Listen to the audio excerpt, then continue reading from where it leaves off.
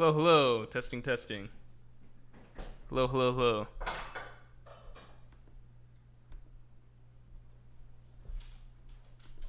We live? Y'all see and hear me okay? Yeah? Why am I not seeing visuals? Okay, here we go. Here we go. Alright, everybody. How we doing? What is going on? Alright, so this Monday we're supposed to do a One Piece chapter 1128 prediction stream. Why? Because that's what we do every week that there's no chapter. Why did we not do that this Monday? Can anyone guess why we didn't do that this Monday? Who can guess why we didn't do that? Points for whoever guesses it first. Is there lag going on? Why are you guys so far behind? What's going on here?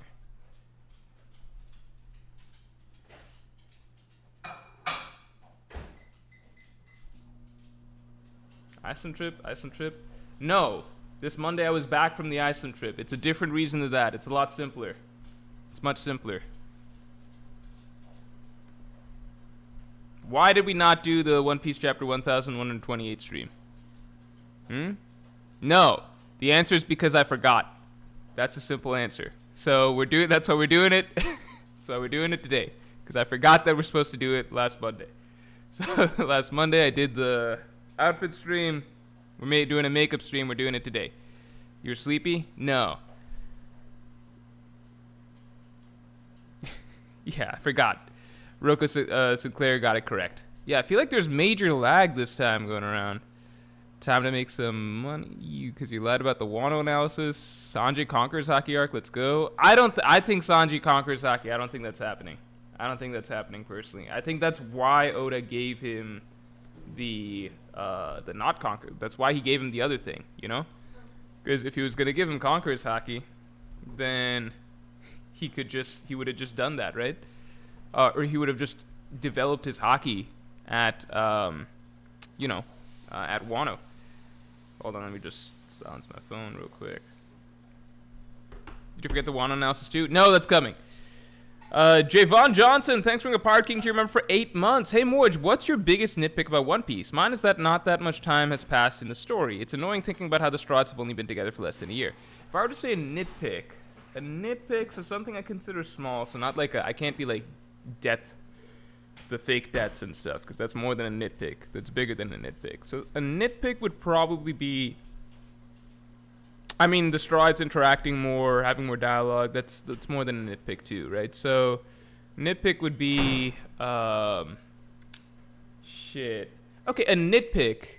The thing is that when you say biggest nitpick, it's not quite an oxymoron, but it's close to, right? Because a nitpick is supposed to be something that's minor, but the biggest minor thing, right? How do you define that? I would simply say certain things it feels like could be interesting ideas that turn out not to be.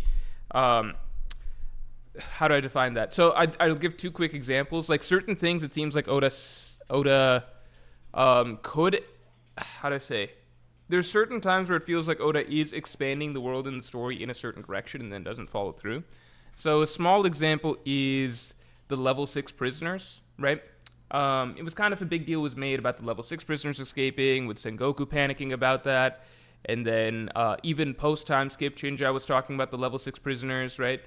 And then it turned out that the level 6 prisoners were all captured by, like, I forget, like Rob Lucci or some shit like that. I don't know, off screen. So it's kind of like, you know, that's cool in that it ties back to the lore in a way, but it's also just like, man, that's not a real thing. You know, that's not interesting. Or like Oda established that bounty hunters are a thing that doesn't really go anywhere. I think that those are the definition of nitpicks, right? Because you might be listening to those and be like, that's not a real problem. Like, well, yeah, that's why it's called a nitpick. So I think that fits.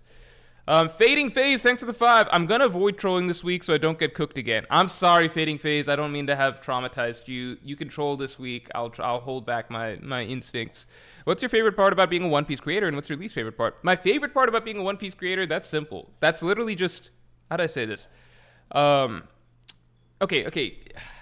I guess you separate that into two categories. What, right? Like, one is what's your favorite part about being a content creator, right? So something broad. Because my favorite part about being a content creator is that I enjoy. I always wanted to essentially work for myself. I enjoy being able to do that, and I enjoy getting to, I guess, like so many like I don't have a boss really. I set my own hours. My hours are very reliant on me working, right? So I can't really take time off and stuff like that, but I enjoy the flexibility of being my own person and getting to do that. And then on top of that, I feel like I get to play to a lot of my strengths in terms of writing, analysis, speaking. I've always been good in those categories, right? Presentation. So I get to play to a lot of my strengths. And I think, yeah, I couldn't be happier with that, right? That's as a content creator. Specifically about being a One Piece creator, my favorite thing about being a One Piece creator is just that I love the series a lot, right? There's no other series that I could talk about like I do One Piece to this length and like this frequency. At this length, this frequency, there's always more stuff to talk about, and the story always hits you with more and more interesting things, right? Like if I was a Jujutsu Kaisen creator, I'd probably fucking hate my job pretty quickly, right? So, or like a Boruto creator or something like that. But being a One Piece creator, the story itself is so vast and so layered that there's always more stuff to go back and talk about. And then every new arc, the world is so big, new developments keep hitting you so fast. There's just so many things to theorize about, speculate on, like discuss, break down. It's just like an endless world. Like, and even when it felt like things are converging, right? Like we're in the final saga, things are gonna connect together, the story's gonna wrap up. No, it's like things just are opening up more and more and more. The video that's coming out this Tuesday is about the Gods Knights. Like the video that I'm writing for next week, it's about the Gods Knights. Like that's a whole new addition to the story that's just come out, right? I would say my single favorite thing about being a One Piece content creator though is that I remember when I was like like in maybe 2016, whatever, like when I was really caught up to One Piece's community aspect and engaging that more, I'd be on Reddit and like you talk on Reddit, you make posts about your ideas and stuff like that, but you can only ever reach so many people. I just like the fact that I'm at least in the sphere of One Piece. If I have ideas or thoughts or whatever, if I put time and effort into getting those out, it will reach the vast majority of other people who are interested in the story. I like the fact that my thoughts and ideas, I can make sure that they reach a lot of people. I think I really enjoy that about this series, about being able to be a content creator in this space. I think that's something I enjoy. JK Kane, thanks for being a Yonko tier member for 24 months. Do you think NL will be relevant to the story again? Also, I've been waiting to get this Whitebeard member emblem lol. Cheers for the last 2 years. Thank you so much. Congrats on the Whitebeard emblem. You're really up there now. Seriously, thanks for the support for so long, JK Kane. I don't think NL will be hardcore relevant, but I wouldn't be surprised if he makes an appearance. Because most characters in One Piece, if they're significant in any way, they make a reappearance in one format or another, right? Like Gecko Moria, Rob Lucci, Crocodile, even Arlong resurfaced in a flashback in Fishman Island, right? NL is the only major villain. I think Hordy might never show his face again, but NL is the only other major villain I can think of from pre-time skip. I think NL the only major villain from pre-time skip that has not shown his face again? I mean, we got fucking Wapple running around. Sorry, the East Blue guys. East Blue gang, R.I.P. But everybody else, like fucking Mr. 3 has shit to do nowadays, Like, he shows his face once in a while. Yeah, so I wouldn't be surprised if NL shows his face again. Either it's, like, returning from the moon, but I don't think he'll be prominent. I could see him getting his fruit taken by, like, the Blackbeard Pirates or some shit, but I don't think he himself will be prominent. Or the Strahds go to the moon and they run into NL, but I don't think it'll be a huge deal.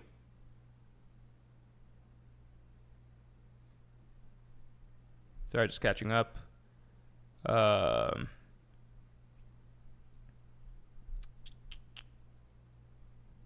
One second.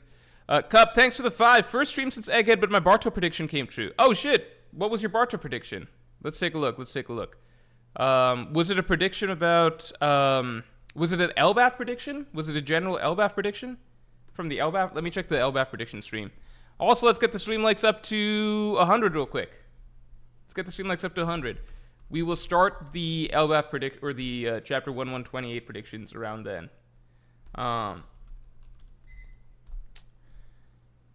Let's see what you predicted for Elbaf. Let's see. So from the cup, oh my god, there's so many fucking predictions from Elbaf. Oh my god. Bartolomeo is captured by the red-haired pirate, said Cup. Oh shit! Alright, everybody, congrats to Cup. Let me show you guys some shit. Look at this. Can you guys hear me? Is the audio still working? Yeah. Alright, look at this. Alright, if you zoom in, you guys can read this? You guys can see this? Bartolomeo is captured by the red-haired pirates. So Cup made that prediction. So, Cup, congrats. You're a moderator now. You win. Add as moderator. Good job. You did it. Everybody can say congrats to Cup for making a really good call. I'll make you standard moderator. Has anything else happened?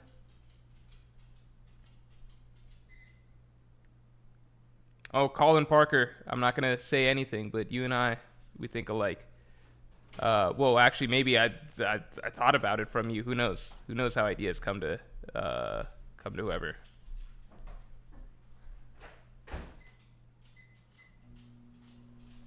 Actually, multiple people are talking about the God's Knights there. Okay, well, watch out for next week's video. Watch out for next week's video.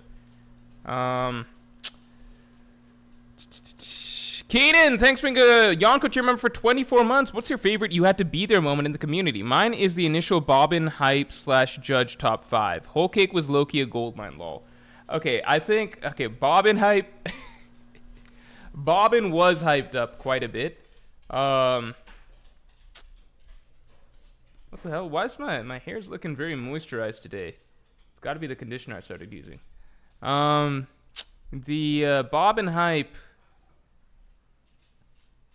I don't think that's like I don't think there's anything from Whole Cake that would be my favorite. Like you had to be there.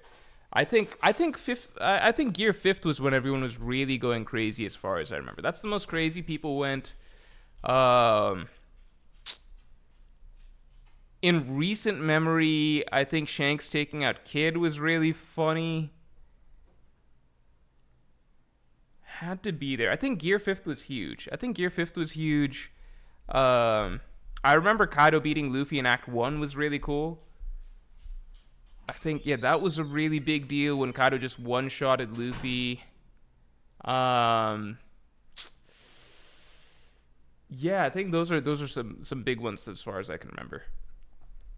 Niranjan Pundit, thanks to the 2. Hello, Morj. Where is Oda going to take Akainu? I hope that Akainu remains a major villain, and I hope that Luffy has to defeat him down the line. I hope that Akainu develops Advanced Conqueror's Haki. These are all things that I hope. I don't know for sure if they're guaranteed. I think there's a tremendous amount of writing for Luffy versus Akainu, though, so I think it would be a damn shame if that goes to waste. I think there's close to as much writing for Luffy versus Akainu as there is for Luffy versus Blackbeard. I just think that Akainu needs to get Advanced Conqueror's Haki at this point to be a serious threat to Luffy. Colin Parker, thanks to the 5. The biggest mystery in One Piece is why... Also, I'll add that I think that Akainu turning against the Gorosei and trying to commandeer the Marines in his own direction is very, very possible. Especially as we head towards the Celestial Dragons wanting to flood the entire planet. Because that's not Akainu's agenda. He doesn't want to just kill every citizen. He wants to kill pirates and shit, but not every citizen. Colin Parker, thanks to the 5. The biggest mystery in One Piece is why Eva only has one outfit. The drag queen should have 3 fits per arc. Oda has potential for endless wacky designs. That's a really good point, but I think that for the outside characters, we generally only see the outside characters in one design, right? Like, you're gonna see, you're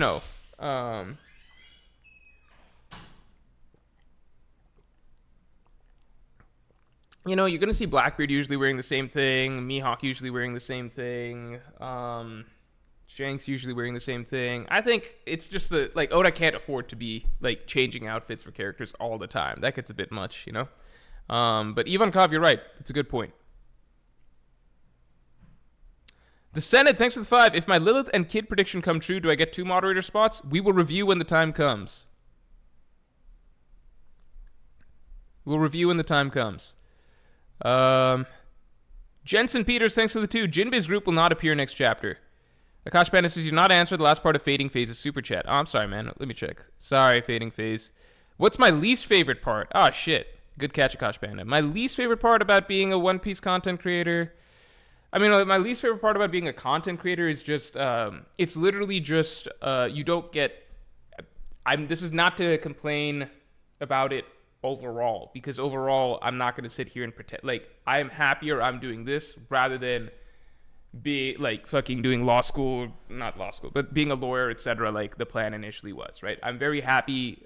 I'm lucky to be able to do this for a living. Obviously, it's you're always lucky to be able to do, like, if your living is getting to talk about a series, a fictional series that you love, as your job, you're lucky, right? So I'm prefacing it with that. This is not the complaint, right? It's, if I have to describe my least favorite part, the one thing that I don't get that I miss that other people who have normal jobs get is you get breaks. So I don't really get breaks with this job, because like you'll notice I went on the trip to Iceland before, right? But you'll notice that I streamed from Iceland. Podcast still came out when I was in Iceland, and the video for the week still came out when I was in Iceland. Chapter review, all of that stuff that came out as soon as I was back from there, basically recorded as soon as I was off of the play. Like all of that stuff I still had to do. Sponsor, I still had to record that week. Like I still had to do everything that I would do for that week. Do the video, record the video, like writing, recording, doing the images, all of that. Like the video that came out this week, that was all written in Iceland. So I don't get real vacations now. And then the other thing is, like, lots of times if you have a normal job and you feel sick or something like that, or not, like, you could take a sick day. I can take a sick day, but then it's not like I just get the day off. That means that I can't take, if it's a certain day of the week, I can't really take a sick day, because the video just has to come out when the video has to come out. And yeah, it's kind of like if I want to take a break, then that the only way I get to take a real break is if I do 2 weeks worth of work in 1 week. So it would be like I gotta wait for a break week to come up, so at least I'm not covering as much chapter related stuff. And then I need to write, record, do the image edit, like image all that stuff, like sponsor stuff, all of that for 2 weeks worth of videos. Like, so you do double the work for a week so that I can take some time off the next week. So that's the one thing that I'm always jealous of people who don't do this sort of thing for. It's just you're allowed to take breaks at certain points if you just tell your boss that you want to take a break. I understand it's more complicated in that sometimes you feel like you can't take a break because it would look bad and stuff like that. The other thing is federal holidays. Federal holidays don't affect me. In fact, usually if it's a federal holiday, then I should probably do a stream longer or something like that because more people are off work or something like that. So yeah, that's pretty much it. It's just the lack of breaks. That's the only thing. I can give myself breaks, but to give yourself breaks, you just have to stack up double the work for 1 week to give yourself part of the next week off, basically. But that's the only thing that I would say is not good. You know, everything else, I'm very lucky to be able to do what I'm doing, and I definitely would not trade this for another more traditional job, for sure. I understand that I'm very lucky, and there's the benefits and all of that far outweigh for me that one aspect of it. So I'm not trying to say that. I want to be very, very, very clear. Jinbiz group will not appear next chapter, says Jensen Peters. Oh shit, let's do the predictions. Hold on, let's do the predictions. Hold on. It's time. I'm not gonna count that as a real prediction though, okay? Because we gotta do we got to set the ground rules. Ground rules need to be set. If you guys recall, the ground rules begin with, it has to be somewhat bold predictions. You know what I mean? Like, it can't just be, like, you can't just be doing soft predictions. You know what I mean? Like, it's got to be some strong predictions. Strong predictions as in, here's some examples. Right?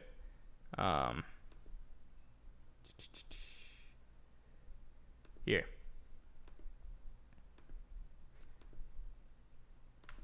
Here's what the rules have been in the past. How it works. Winners are shouted out next video. Must be specific. Can't be too generic. Can't take someone else's prediction. Just add a twist. Is this the same thing? No. Can't. Yep. Yeah, basically I'm just going to copy and paste this. This is our usual go-to, right? I'm going to copy and paste this. Here we go. So unfortunately, Jensen Peters, I cannot give it to you for that one. It's just too vague. But I did not put the rules up. Can you guys see this? You guys can see this shit? Yeah. I need to... Jinbei's group not appearing, it's too weak of a prediction to count. It's too I'll add that rule as well. That's been a rule that's generally just accepted in all of these, but I should add it to the official. Must be a decently bold prediction. I'll say somewhat bold prediction. You know, like Jinbei's group showing up next chapter, like, yeah, they might not. It's too hard to say. I mean, not too hard to say. It's just it's like too lukewarm of a thing to say. Chapter 1128, people's predictions. There we go. Shouldn't this be bigger? All right, I like that. I'm saying, so save me from the Jujutsu Kaisen ending, Morj. Save me. All right, is the Jujutsu Kaisen chapter out? If it is out, I may do a little bit of a reaction. Might do a little bit of a reaction. Growth Stonks, thanks for the 5. Nami was hallucinating. Chapter 1127. Page 10 has a black panel indicating Nami is going in and out of consciousness, like the black panel at the end of chapter 1128. At the end of 1128? What do you mean? There's 1128's not out yet.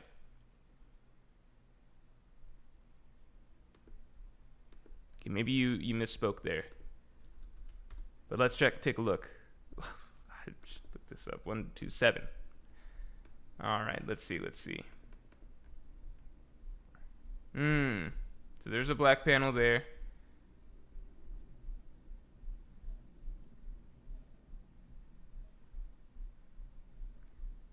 It's only one black panel that I'm seeing so far. Is there another black panel later on? There's only one black panel. I don't think that's huge. Let's check the end of 1126. Maybe that's what you were talking about. Oh, I see. Yeah. I don't know. I'll put you down as a prediction, Growth Stonks. I don't know if I believe it. Nami is revealed to be hallucinating. Growth Stonks. Is all the text supposed to be in red? I think we normally do red, right?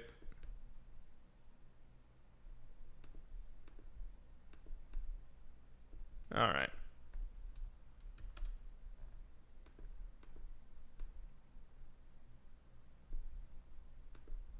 All right, here we go. V7 2021, thanks a lot. Do you think Sengoku will attack Celeste CG Cross Guild? No, I think that's a little... I don't know what the connection would be necessarily there. I mean, they've been talking about it, but I don't think Sengoku himself will go after Cross Guild. I think Sengoku at his current age is not taking out Mihawk.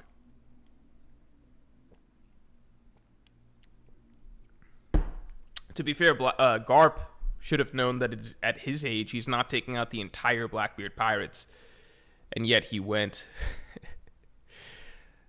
Let's get the stream likes up to 100 real quick. Kiara, thanks for the 20. Hey Morjin, after reading Ace manga, how strong do you think Ace would have been if he was alive? Would he be comparable to the Monster Trio? Since one of your videos was about Ace actually being the chosen one. So that's a great question because Ace, reading the Ace manga was one of the more popular reaction streams that I did, and I had a ton of fun reading it. It also opened my eyes up a lot to the full potential of Ace's character and the full potential of how strong Ace himself is. I feel like he was... So, the Ace manga did, for me, change a lot of how strong I viewed Ace to be. Because, from Marineford, right? Like, the ways that we scaled Ace before, he fought evenly with Blackbeard, but it's hard to scale Blackbeard. It's really hard to tell how strong Blackbeard's supposed to be at that point in time. So, it's just too difficult to tell. So... can't really make out with Blackbeard. Then if you look at known entities, what we were told was that Ace fought to a draw with Jinbei, which is good but not amazing. It's like Yonko commander level ish is what I would say with Jinbei personally, right? So it's like, okay, but that was 2 years ago, so how much stronger did he get? Then you see that Ace kept trying to fight Whitebeard, and from the manga panels that we got in One Piece itself, it seemed like it was like a wash. Like, it was never even close. Like, Whitebeard was literally defeating Ace in his sleep. So that's just embarrassing, because that puts him like it's like like you can say what you will about Zoro. Like, Kaido's not beating Zoro or Sanji in his sleep. You know what I mean? So the fact that Whitebeard was beating Ace in his sleep was kind of crazy, right? That was embarrassing. Like, literally zero diffing Ace in his sleep, right? It's beyond a zero diff at that point. So it didn't make Ace look that good. So we could assume that Ace got stronger over time from then, but it was hard to tell how much stronger. Then you get to the actual Marineford battle, and Ace, he does two things. So he cancels out Aokiji's attack. So he clashes with Aokiji, cancels out Aokiji's attack, but then immediately loses to Akainu. Both of those instances were just Devil Fruit interactions where Ace's Devil Fruit seemed to be equal to Aokiji's, but then no match for Akainu's, right? So it was hard to say, because in one moment it's like, oh, he clashed evenly with the Admiral Aokiji, but then immediately after it's like, okay, but no, if it's a real fight, like, it doesn't work, right? Like, if he actually has to go up against Akainu, I imagine that Aokiji would have beaten him as well, considering, Aokiji's also really strong. So it's hard to gauge, because it's like he gets one good showing against an Admiral that's very brief that you could attribute to just having a lucky Devil Fruit matchup, and then he gets one matchup against an Admiral that he loses immediately, but you could also attribute that to being bad at the Devil Fruit matchup. So overall, Ace at Marineford, it was hard to scale. I think ultimately I think the consensus coming away from Marineford was that Marco was the strongest on the Whitebeard Pirates, and then Ace was somewhere below that, and it was kind of hard to say where he was. Like, was he stronger than Jozu? Was he even stronger than Vista? Like, it was hard to say. Now, having read the Ace novel, it changed a lot of my perception, because it's like, okay, he progressed a lot from tying with Jinbei. Like, he got a lot stronger from tying with Jinbei. Yeah, he used to lose to Whitebeard in his sleep, but he got a lot stronger after that. To the point that he actually was giving Whitebeard not a serious challenge, but he wasn't a joke to Whitebeard anymore. So my personal feeling at the end of it all is that I feel like Ace, growth-wise, was probably close. I think that he was close to a Yonko first commander, I think, by the end of it, but maybe not quite there. That's what I would say. Maybe he was even just like right, because like Yonko first commander is like really strong. It's, like, because Marco's fucking strong as fuck if you look at the feats Marco has accrued throughout the story. Like, Marco literally made Big Mom run away. And then people think that Ben Beckman might even be stronger than that. And, Zoro at the point that he's at, like, he can just scar Kaido straight up, right? So, Yonko first, like, we're at a point where Katakuri is, like, the weakest Yonko first commander, and Katakuri's pretty damn strong, too. Shiryu doesn't fucking count. Shiryu's a bum. Does not count. So I don't think it'd be crazy to argue that Ace was, like, already touching that level. I don't think he was much above that. That's what I would say. I think he was closer to that level than we initially thought. Zolden, thanks for being a Pirate King to your member for 13 months. Have you played any of the 2D Zeldas? I've been playing the new one that came out today, and it's really fun. Oh, the one where you play as Zelda herself? Or unless I'm confusing that with something? I don't play the 2D Zeldas. I've always been a 3D Zelda guy. I don't play the 2D Zeldas because I never had a Game Boy. I never had a DS. I never had any of those handheld things. And in general, I just personally don't like playing things on those little things. That's just never been my thing. Although that might just be because my parents never bought me it. Maybe if my parents bought me it, I'd like doing that more. Because I will say this. When I was in elementary school, we went on a field trip one time. I forget where. It doesn't really matter. We went on a field trip one time, and the person I was seated next to on the bus, he wasn't even really my friend. But he had like a Game Boy and he wasn't using it because like he was just doing something else, talking or something. So like I asked him if I could just play, and it was a Kirby game, and he let me borrow the Game Boy, and I played that Game Boy literally the entire day of that field trip. Okay, the entire day of the field trip, I just had it, and anytime people weren't like looking or whatever, or I had a moment, or we were back on the bus or whatever, I just played that game. And I had so much fucking fun playing that Kirby game. And I got literally almost all the way to the end of the game in the span of that field trip. I was not able to finish it, I remember, and that was one of the bigger disappointments because I just felt like I could actually do it over the span of that whole thing. I don't know if it was like literally finishing the game or it was like getting close to like a certain milestone in the game or something, but I remember like I got really damn close to something in that game. So yeah, maybe if I'd had a DS or a Game Boy or something, maybe it's a good idea my parents didn't give me one because like I just obsessively played that. Like I guess it's like giving a kid a toy that he's been deprived of for so long that he didn't even know he would like, because I just asked to borrow it because I was bored. So I was playing it a little bit, and then after a bit I'm like, oh, this is really fun, and just played that the rest of the whole fucking field trip. Maybe that's why I don't even remember what the field trip was to, because I was fucking playing that game the entire time, so I didn't process anything else.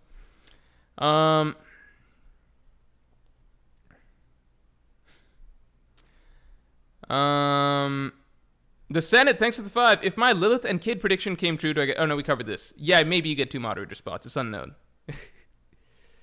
Fusion 23 says high second commander level. I think getting into the specifics of, like, first, second, third commander level, it's tricky because it's just, like, I think there's potentially overlap. Like, I don't know. I feel like I think the third commander, like, I wouldn't be surprised if Usopp could beat, like, Smoothie or something, and Usopp's probably third commander. You know? Like, I wouldn't be surprised if that's the case. I wouldn't be surprised if like, Vista could beat Queen. Maybe that's too much. I don't know. I wouldn't be surprised if Vista could beat Smoothie, though. You know what I'm saying? Like, it's hard to say because Cracker was as strong or stronger than Gear 4th Luffy, which is a pretty big deal. And then Smoothie's even above that, so I kind of gotta, just because Smoothie has no feats doesn't mean that she's not probably pretty strong. So I gotta keep that in mind. I don't know, maybe the levels are kind of consistent. It just feels like they're like this. Yeah, I don't know. We'll have to see. Continuing on. Snap! Thanks for being a Yonko tier member for 24 months, man. Whoa, what have I done? Paid you for 2 years. I guess too late to stop now. I had my first kiss of age of 25 and a beautiful Japanese girlfriend now. Snap, thank you very, very much for the long-term support, and I am happy to hear... I think we as a stream are happy to hear how your life arc has slowly progressed, because having your first kiss at the age of 25, it does not matter when your first kiss is, when your first whatever is, as long as you're happy now, right? Because as soon as you know, like, it doesn't matter in retrospect when your first whatever is, right? As long as you're happy now, a lot of people in this chat would be very jealous, I'm sure, that you have a beautiful Japanese girlfriend, because that's a lot of what these weebs would love to have themselves. So, you know, slow and steady. I'm saying thanks for the 5. What's your take on people hating on Miyamura because of his viral Jujutsu Kaisen leaks? Justified or not? I don't know who that is. I'm going to be honest. I don't know who that is. Who's Miyamura? I don't know who that is. I guess if I had to speculate, people hating on someone because of their viral leaks, I generally just, I don't know. I don't like leakers in general leaking these things because I just feel like it'd be better because we're all going to get the chapter anyway, right? So I just feel like it's cooler if we can all just experience the chapter as one when it fully comes out rather than being spoiled by this or that. That's my thought, because if the leaker didn't exist, like the only reason people think they need leaks is because the leaks exist. If the leaks didn't exist, then people wouldn't be craving it. They'd be like, if I were to separate us into two worlds, right? One where the leakers did exist, like the people who dropped the little leaks, like the spoilers and stuff like that. Are people talking about somebody who's releasing spoilers or the person who gets us like the scans? Because in my opinion, getting us the scans is important because whoever the Jujutsu Kaisen translator is, he makes fucking Stephen Paul look like, I don't know, Shakespeare, right? Like the Jujutsu Kaisen translator is god awful, right? So we need scans, we need TCB scans, we need those guys, right? As for the leaks, like spoiler people, like the people who just drop the little bullet points of like, oh, a certain man appears at the end of the chapter, right? Those people, I think if we have just two worlds, one where they don't release the spoilers, so we as a community are just used to waiting to Thursday to get the chapter from TCB scans and just read it fresh, no, not spoiled at all, no idea what's going to happen in the chapter, just fresh-faced, bright-eyed people, right? Fully surprised by every beat that comes out in the chapter. I think people would be happier in that world than this world where you're getting like a lot of people are getting bits and pieces of spoilers and then spoiling other people, yada yada yada. Because the people who are reading the spoilers, they're going to be just as happy reading the chapter the first time without having some prior information. They will probably be happier, if I'm being honest, right? And then for everybody else who doesn't like being spoiled by the people who read spoilers, they will be happier because that can't happen anymore, right? So I don't know about justified or not. Like, I don't know what level of hate he's getting, but I'll just say, like, I would love for the whole bullet point bullshit to stop. Of just like, this will happen and this will happen and this will happen. It's like 4 things that kind of spoil the chapter, and they cause a bunch of agendas to take off, and then people finally read the chapter, and it's just like, the experience is muddied by a lot of that. The Senate, thanks for the 5. Morj, if all your viewers were thrown into the Dressrosa arena, who would be the victor? Well, the Senate would win, of course, right? And you are the Senate, so I think you'd be okay. As for if I'm speaking honestly, who would win? I don't know. Probably whichever one of you is the biggest and strongest, right? Dick so small, I piss on my balls. Thanks for the 2. Straw hat. Oh fuck, my picture is blocking the rules. God damn it. Thanks, Akash Panda. Okay, here. Let me move. What to do? Still blocking it. I guess I can make myself a little smaller. How about that? I'll make myself a little bit smaller. Yeah, that's okay. Is it good now? Can you guys tell me is it good now? Can you guys see it?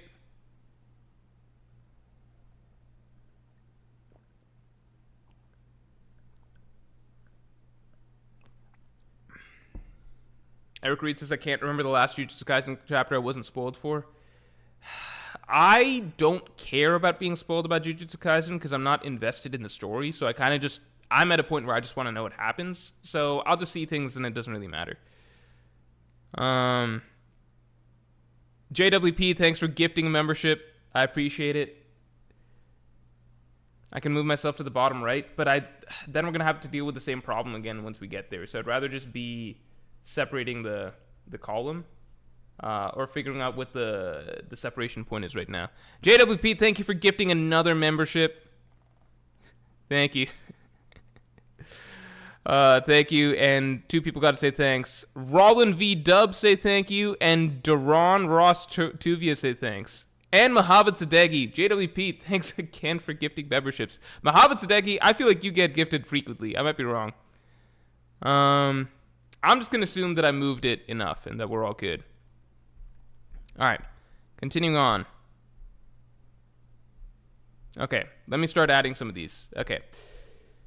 Dick so small, I piss on my walls. Thanks for the 2. Stratton counter figure from the past. That's too. Come on, it's got to be a little bit.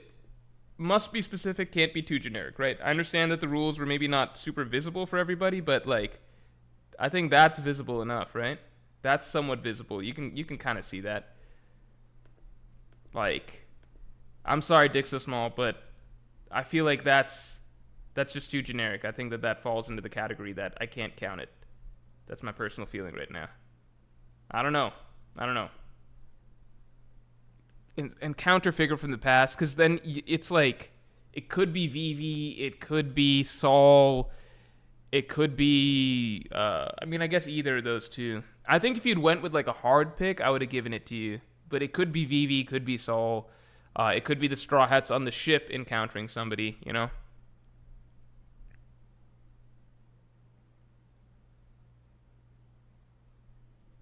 The Senate, thanks for the 5. The Luffy we see will be revealed to be fake. Real Luffy is somewhere else / imprisoned. Okay. I'm going to say, because Nami is revealed to be hallucinating, is also already covered by growth stonks. So I'm going to say that's not the same as Luffy being revealed to be a fake.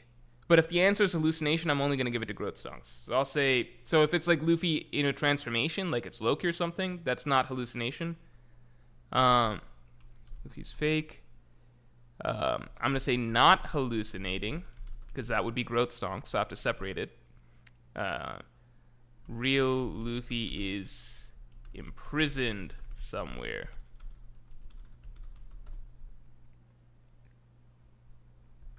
Fuck.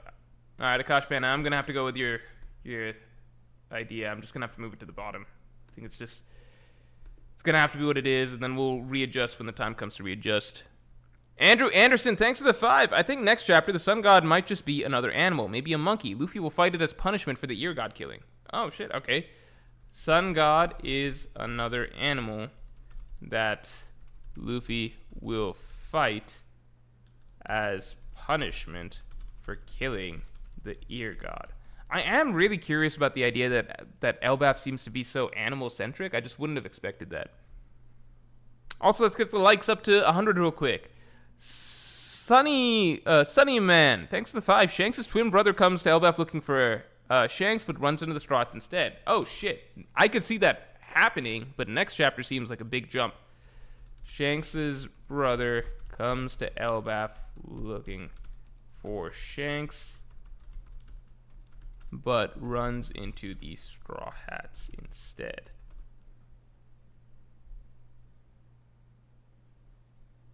I'm saying thanks for being a Pirate King to your member for 9 months.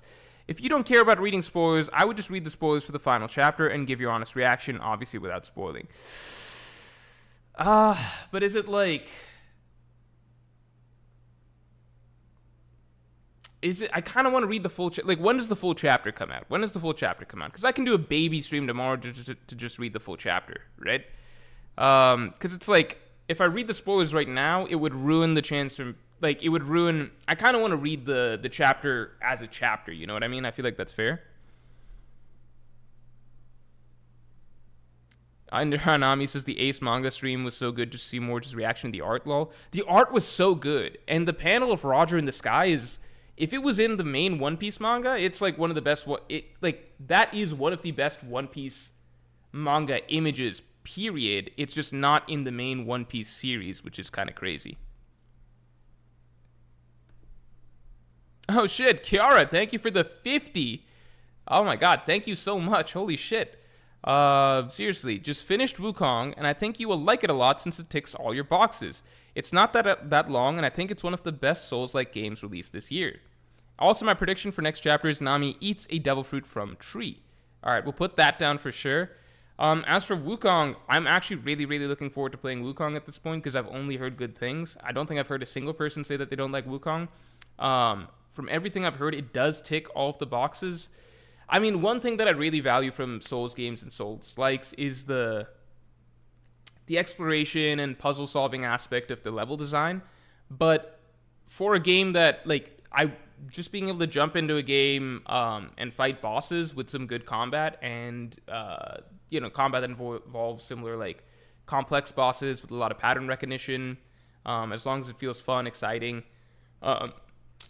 with like good mythology and everything and incorporated in, I think I'm really, really going to enjoy Wukong. What I've thought about is this. So, I generally like to play games once the DLC for them is out, right? I like to play the games once the DLC is out and completed. So what I'm thinking is this. I think that the next game that I'm going to play is Elden Ring now that the DLC is out.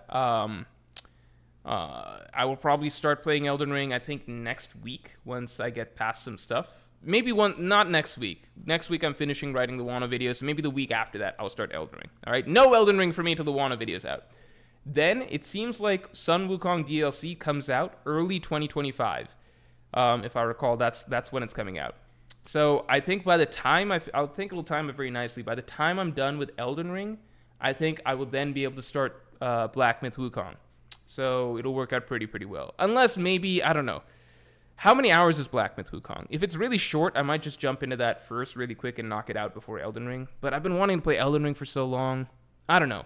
I just don't like the idea of going back, like beating a game and then the DLC comes out and then you got to go back and then get back into the flow of that whole game before you get to the DLC. I kind of like doing it all in one go. So that's my only thought. But I do believe that I'm really, really going to like it from everything I've seen and heard. Prediction. But yeah, thank you for the 50. Prediction, Nami eats a devil fruit from tree. Oh shit, next chapter? That'd be insane. I've always wanted Nami to eat a devil fruit just because it would freak her out and it would fuck with her whole sense of identity, I think, if she realizes that she's become one of the monsters or freaks that she keeps on viewing everybody else at. But I think that'd be a fun twist in the story for sure. Loki, I really wanted... Not Loki, I just straight up, I really wanted her to eat the Monet's snow fruit for a long time because I felt like that was right up Nami's alley and Monet died. So for a long time, I bought into the theory that Monet's devil fruit would have ended up on the Sunny somewhere because Monet died. The Sunny is the closest source of fruit nearby. I just thought that would happen, and then Nami would one day eat a tangerine, not realizing it's a devil fruit, you know. Mahavat Sadegi, thanks for the 2. Chopper will join the old cast crew, Luffy team. Ooh, that's a really easy prediction. That's a really easy prediction. Okay, I'm going to give it to you under the stipulation that it can't just be Chopper appearing.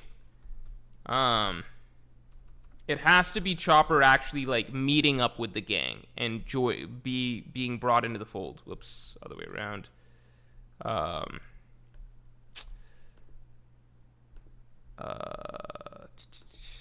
on. Chopper will rejoin Luffy's gang. All right, so it can't just be Chopper reappearing. It's got to be more than that.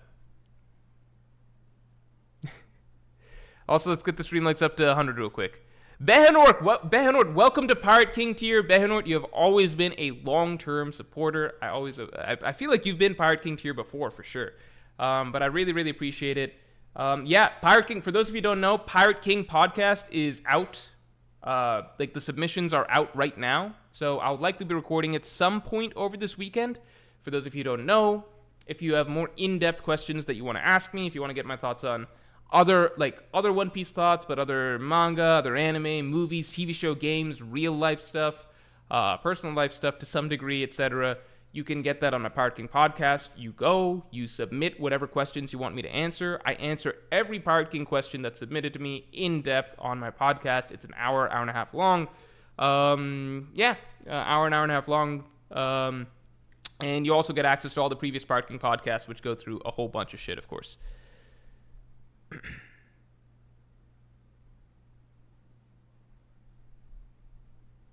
Behenor, thanks a lot. My prediction, Elbaf consists of 9 kingdoms across Yggdrasil. The East Blue 5 are in one of them. Also, finally, I'm no longer broke. Thank you, Behenor. I appreciate it.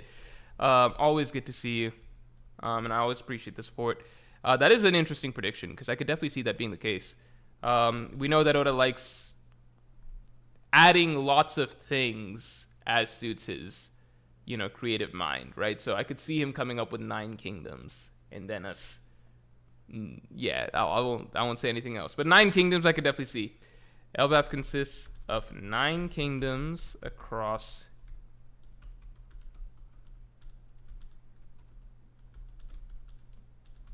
in one of them. New X7, thanks for the 5. Between a pirate, own crew / with OG characters, revolutionary or marine, which do you choose? How's the idea of watching people play games you don't want to play? How is the idea? Okay, I'll piece that apart in a second. Between a pirate, own crew with OG characters, revolutionary marine, which would I choose? I would choose pirate. Pirate's the most fun. Pirate's by far the most fun because you're doing your own thing. Revolutionary and marines, you're locked into a cause, right? For both of those, you're locked into a cause. One, you're just a rank and file soldier. The other, you're a rank and file soldier, but also you're the underdog fighting a more powerful force, right? So it's just like either way, you kind of gave your life up for a cause. Pirate is the freedom, adventure, do your own thing. So I definitely pick a pirate, you know? But at the same time, you're under attack from the Marines, etc., other pirates, all that. How's the idea for watching people play games you don't want to play? I don't think I watch people play games that I don't want to play. I don't think that's my thing. I also don't think I watch Twitch or like streams of games much in general. I think the things that I do are like if I beat a Souls game, then I will go back and watch for either I'll watch people play for reactions sometimes, or I will go back and watch like the Happy Hob do like a no-hit run or something, because that's cool and that has like a lot of excitement and tension to me. Even if I know that he's going to complete it, it's still fun to watch the process, right? So those are the things that I think it's more so games that I like that I've already played, then I like to go back and watch. Yeah, like actually, in fact, if I'm being honest, so like when I'm playing a game like a Bloodborne or something, as soon as I beat anything that's remotely satisfying, like a boss or something like that, one of the first things I do is I go back and watch other people playing through that section or that boss or whatever. Just because, like, one, you're getting to see it again with a more relaxed view, but two, I like going through the YouTube comments and then you just see all of people's like shared experiences of like, oh my god, this took me like 40 hours, or the different jokes, or people complaining about the different moves the boss has and stuff, or how cool it was, or how satisfying it was. I stay away from all that when I'm playing initially because I don't want to be spoiled. I want all of that fresh experience. But I'm itching, like as soon as I complete a section, I'm itching to go and see just what everybody else feels, like relive that kind of vicariously. That's always fun for me.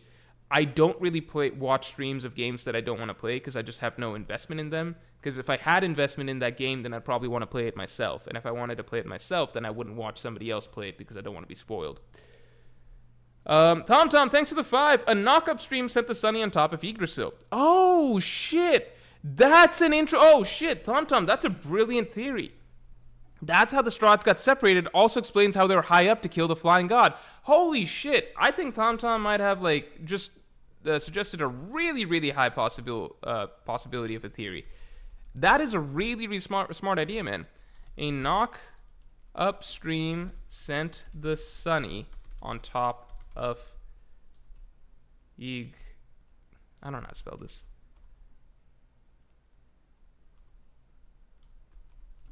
And that's how because they're up high and the stuff is coming, like the rabbits and shit are coming from below.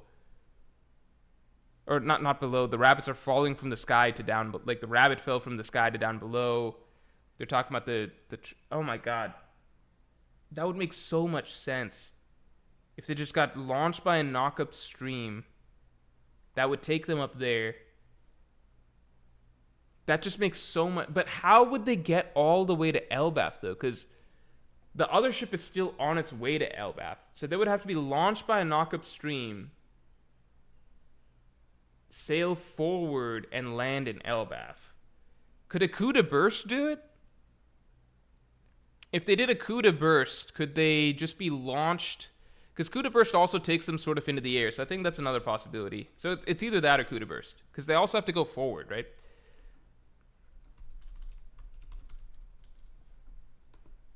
Interesting possibility for sure. I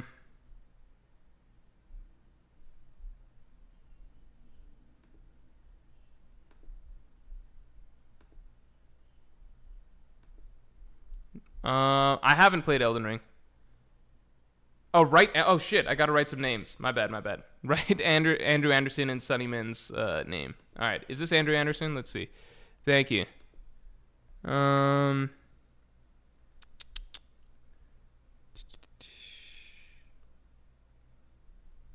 sorry, Andrew Anderson. And Sunny Min.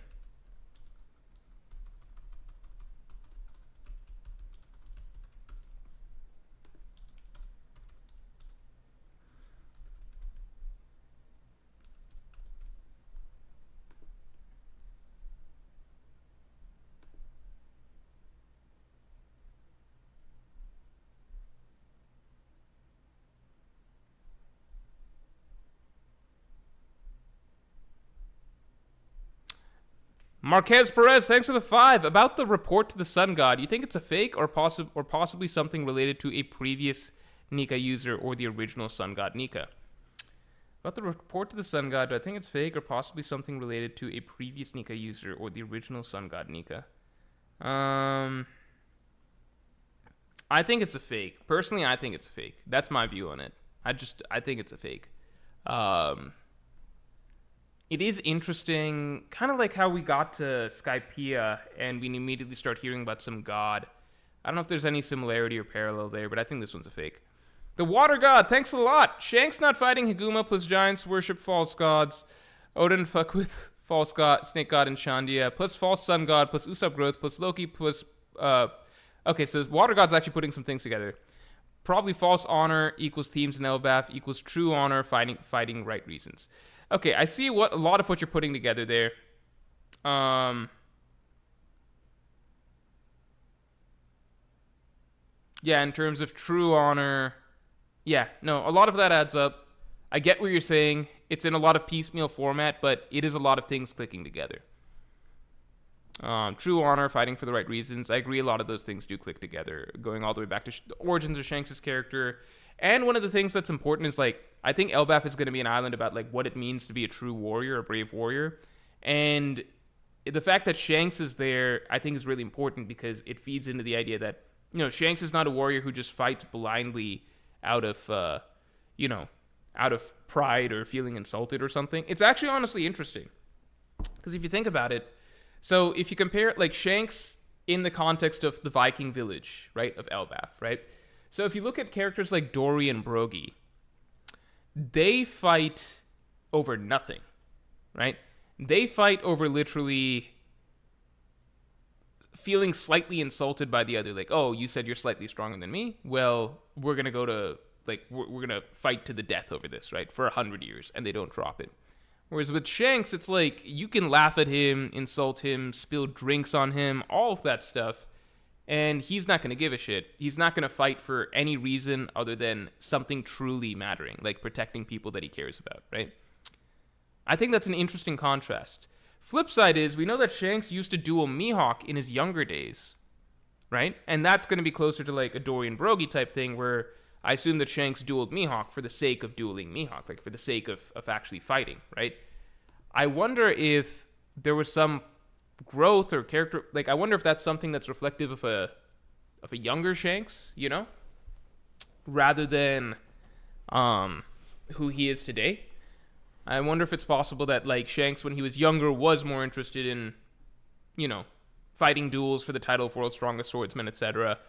And then now he's kind of matured to a point where he's not going to fight just out of pride or for a title or something like that. I wonder if that's part of his growth. Who knows? Or maybe I'm reading too much into it. JW, but that's a good point, Water God. JWP, thanks for the 5. The lion cat thing is revealed to be Loki. All right. The lion cat thing is revealed to be Loki. Honestly, Water God, I might actually... You got me thinking. I might expand on some of that stuff in a video down the line. It's interesting. Yokai Gota, thanks for the 2. Prediction, leader of Elbaf met Roger in the past. That actually makes a ton of sense, right? That makes a ton of sense. Did we see in Roger's Adventures him going to Elbaf? I don't think I remember. But the leader of Elbaf meeting Roger makes a lot of sense because he would have been old as fuck, right? The leader of Elbaf, giants live so long. The leader of Elbaf met Roger in the past. Primo Showtime, thanks for the 5. Not a face reveal, but the person that captured the Strahds will make their presence known at the end of the chapter. Ooh, interesting. Okay. You think that someone... I don't know if...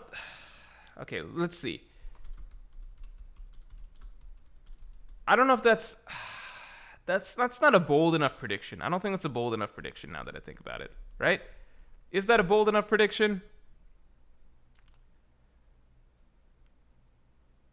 I don't think that's a bold enough prediction.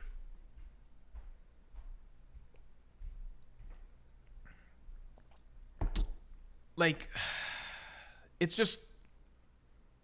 I think it's likely, that we meet the person who captured the Strahds by the end of the chapter. I don't think that's a bold enough prediction. I gotta leave that.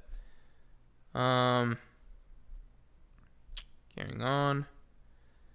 AZ fan, thanks for the 5. I think any giants we see in the Lego setting are actually humans who are kidnapped and dressed like giants, like Nami and the rest.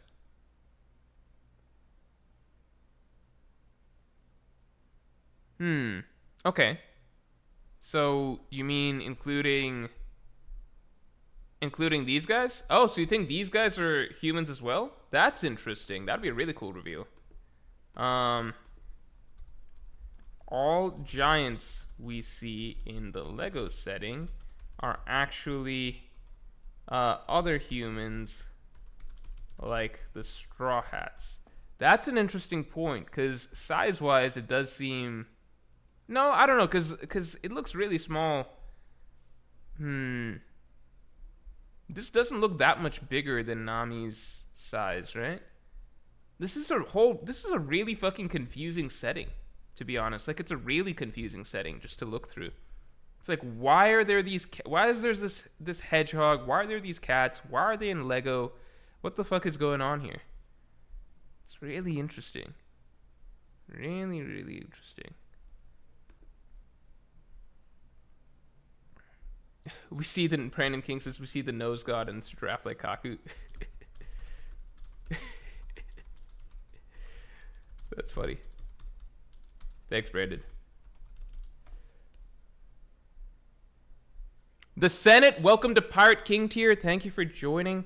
I appreciate it. As everything that I explained about Pirate King tier obviously already applies. Make sure you get your submission in. You will find it on the YouTube posts in my channel. Just get your submission in as to what you would like to ask me to elaborate on in depth, One Piece related, other anime, manga, movies, TV shows, real life, some personal life, etc. Henry, thanks a lot. I also want to say, in 5 days, I'll be back in uni for a new major, which is media studies, and I finally feel like I'm moving forward with life. Hey, congratulations, Behanort. That's awesome. Media studies sounds really interesting. It sounds like you're going to get to delve into fiction and things like that, or does it mean more so like mainstream media, like news reporting, things like that? Either way, that sounds like I'm happy that it's something that you feel like will be more fulfilling for you. I think everyone needs sense of direction in their lives. That's what really matters.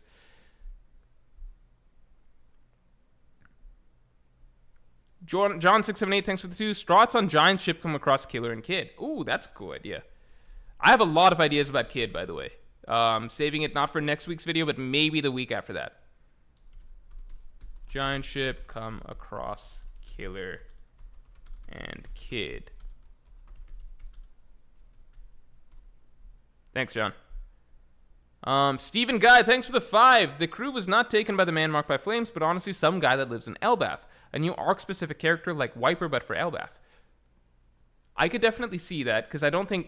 Now my thoughts on who the man marked by flames are would not indicate that he would be on Elbaf already. Hold on. The crew was taken by some guy that lives in Elbaf. A new character like the Wiper. It's like Wiper, right? Or for Elbaf. I'm going to start over here now. No, I guess we got a tiny bit more. Yeah, I'll start over here. L, thanks for the 2. Sun God is a giant lion like Thousand Sunny Head. Wait a second. Do you think that this is already the Sun God that we're dealing with here? That would be funny.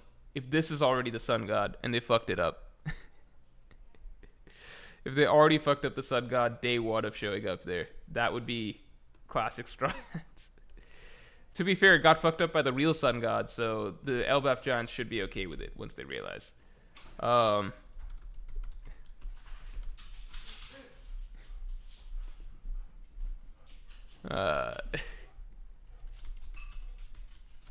be really funny. Thanks, El. Daniel Allen, thanks for the 2. Go see the Wild Robot. It's peak. What does that mean? What's the Wild Robot? What's the Wild Robot?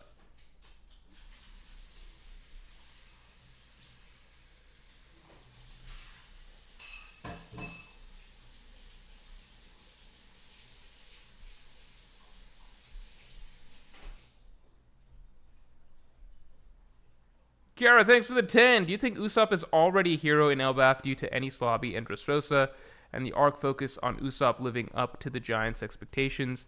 That's how he grows into the warrior that he wants to be.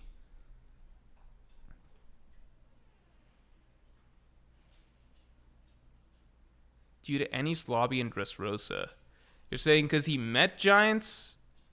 Oh, you're saying because like he met Oimo and Kashi and Hajrudin, and the Giants already have a high opinion of him, and then it's about, him growing into their expectations. I don't know. I think it's tricky because, like, it depends on if Oda wants to go that route, because he could easily establish that all the Straw Hats are viewed as, like, heroes at this point. Like, they're Yonko.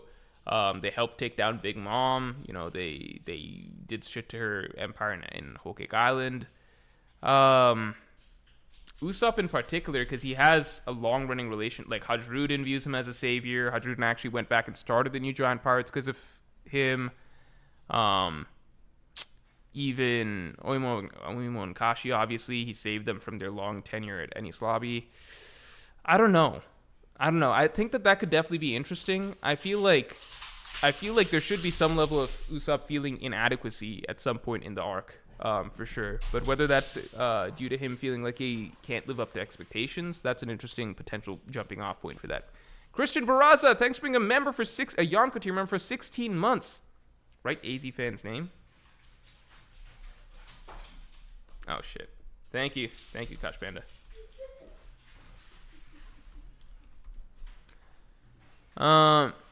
Christian Barraza, thanks for being a Yonko tier member for 16 months. I think Elbaf could be the parallel/inversion of Amazon Lily, so maybe we can draw from there. I don't know if it's the parallel or inversion of Amazon Lily. I don't know if Amazon Lily is significant enough of an arc to warrant it like having significant parallels or anything like that to newer arcs. You know what I mean? Like Enies Lobby is a significant arc. Alabastus is a significant arc. I don't know if like even Saboti just narratively is a very significant arc. I don't know if Amazon Lily, which is kind of a stopover in the grand scheme of things, is going to have strong parallels. Minwoo Huang thanks for being a Yonko tier member for 14 months. You're saying, show us the dogs. Where are the dogs? They're running around right now. Are they out here? They're in the bedroom. They're in the bedroom.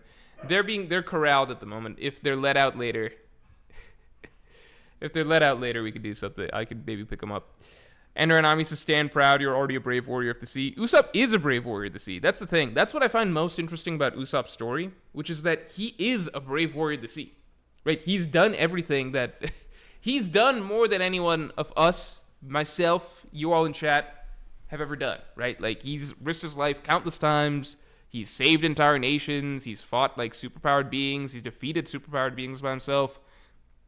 He's a very brave warrior of the sea, right? Like in terms of strength, he could probably take the East Blue Straw Hats or like, you know, like the pre-time skip Straw Hats and everything.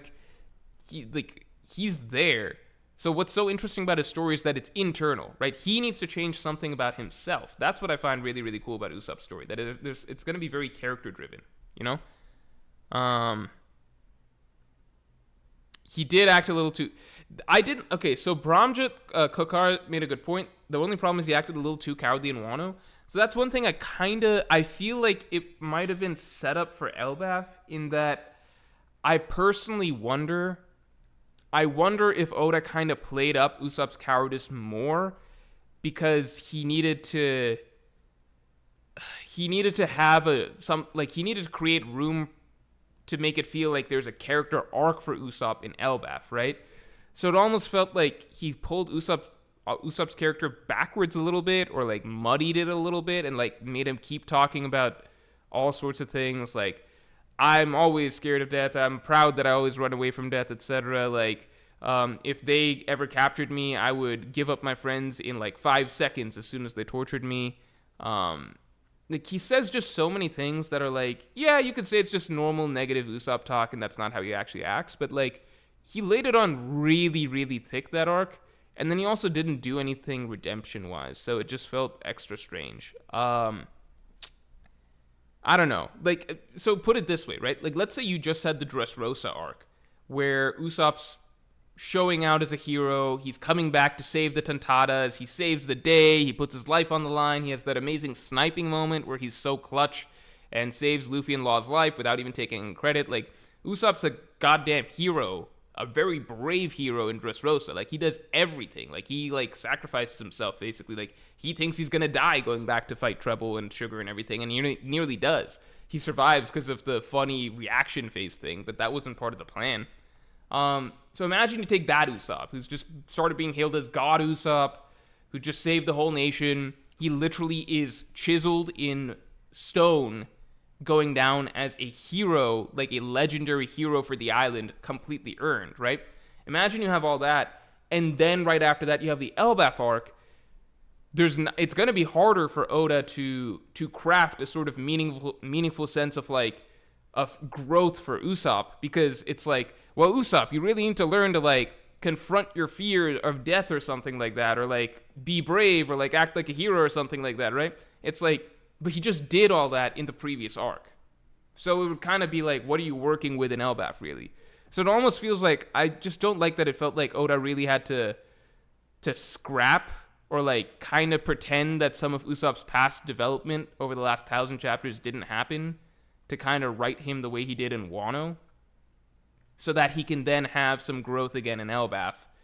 You get what I'm saying? Like, I feel like if you go Dressrosa to Elbaf, it just wouldn't work. So instead, like, you do Dressrosa, and then you have Wano and the stuff in between where it's just like, okay, but Usopp's he's just shitty again. Why? He's just shitty again. He just is. Okay, now we can write some growth for him in Elbaf. I feel like that's kind of the way that it went. Just because I think it's got to be hard to plan out so many characters' character arcs and, like, the exact beats of them over such a long period of time. Like, I don't know if Oda had planned out exactly what Usopp was going to do in Dressrosa, like, 10 years back. You know what I mean? 15 years back. But he ultimately ended up writing a really triumphant character arc for Usopp in Dressrosa. Then it's like, fuck, but I need more to work with in Elbaf. Okay, Wano, he's just going to suck ass again. All right, now we can do Elbaf. You get what I'm saying? BFJ97, thanks for the 5. Hello, Lords. What manga other than One Piece are you currently reading? I strongly recommend you start reading Dandadan. Best written New Gen manga right now. Okay, I definitely believe that Dandadan's phenomenal. I've heard that Dandadan, like a movie just came out for it, right? Can somebody tell me how the Dandadan movie is? Tom says, Morj, he instantly starts the arc by trying to protect Nami. Yeah, but it feels like a comedy scene. I don't know if, like, how do I say this? Like, I don't know if hallucinations can't hurt me. I don't know if this is like the bravest what do you call? Save me. You're supposed to save me. What is that monster?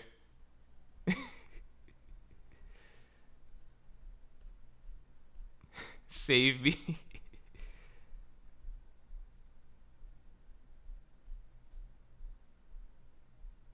I don't know. He technically tries to help Nami, but it's not exactly heroic.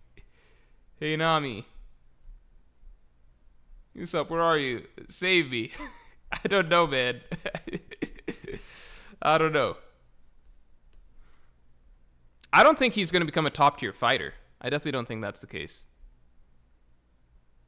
Also, BFJ97, just to follow up on what you're saying, what manga other than One Piece are you currently reading? Like weekly? Nothing.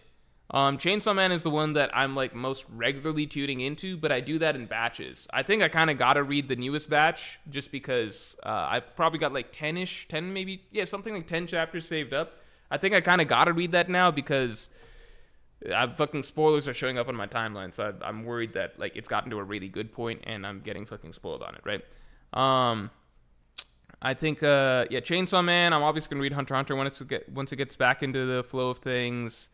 But other than that, like I'm not weekly reading anything. Fire Punch is the manga that I want to go back and finish out because it was really, really cool, really, really interesting. Just didn't really I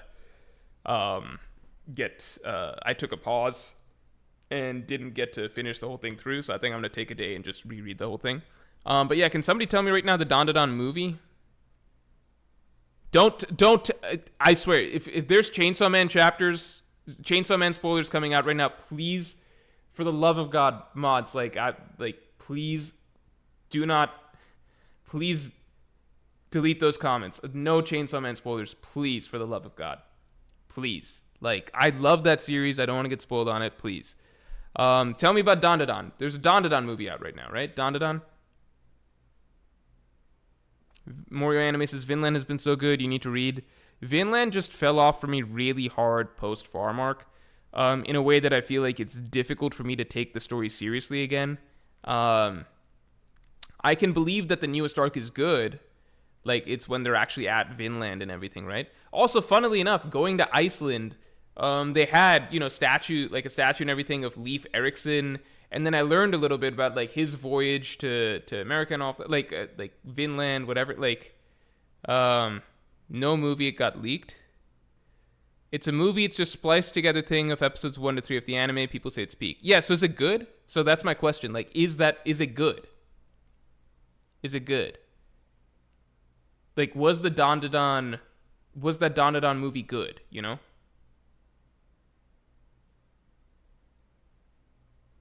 anyone tell me, was the Dandadan movie good?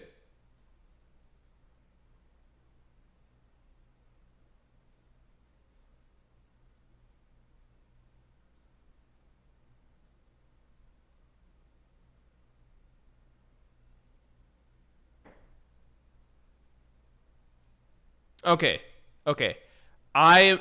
Then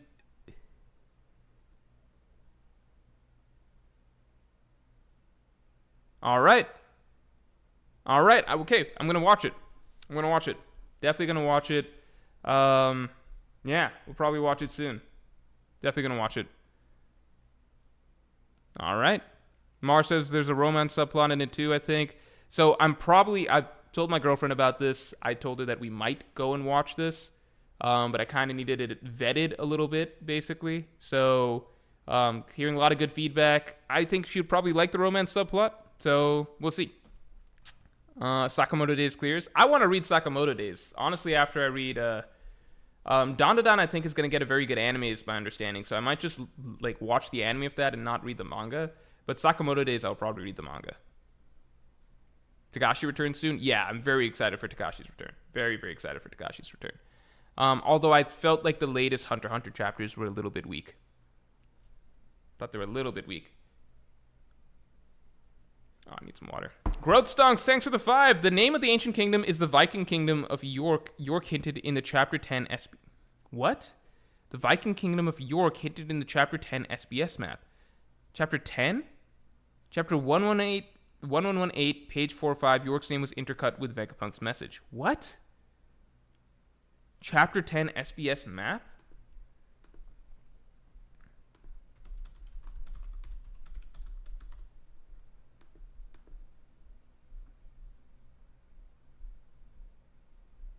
What map?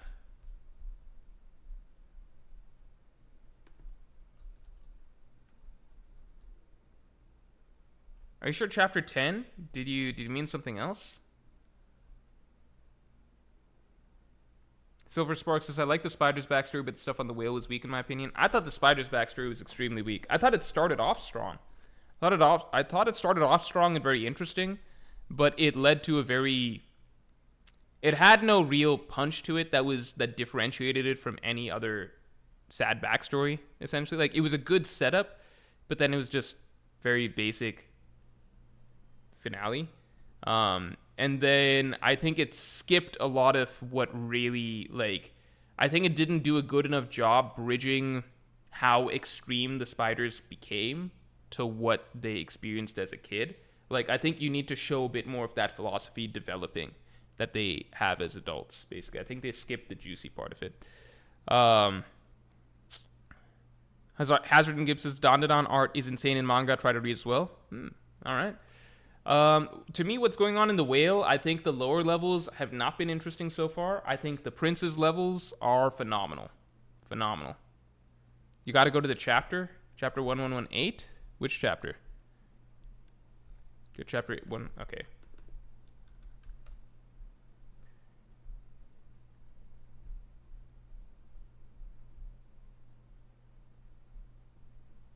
Hold on, let's see. So you said page 4 to 5, right?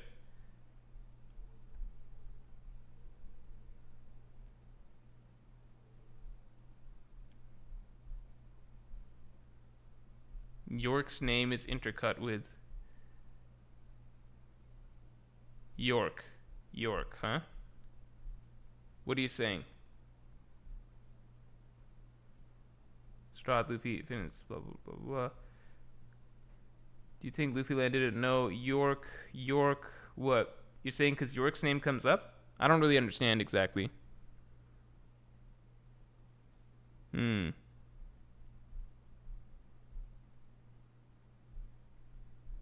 saying York's name was in the transmission? Okay. Oh, I see. I guess but it just sounds like this is what York is talking to the world government about. Unless you're saying, I get what you're saying, that this is what the transmission blurred out, which is the name York. I get what you're saying, that it's which transmission is it coming from? Is it York to the world government or Vegapunk to the world? I don't know. It's an interesting thought. Tom, thanks for the 2. Being hopeful, Kuma dies and Robin comforts Bonnie. I don't think that'll happen next chapter, but we could put it in for being hopeful. Kuma dies, Robin comforts Bonnie.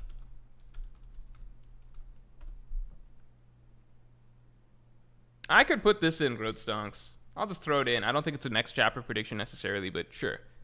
The name of the ancient kingdom is the Viking Kingdom of York.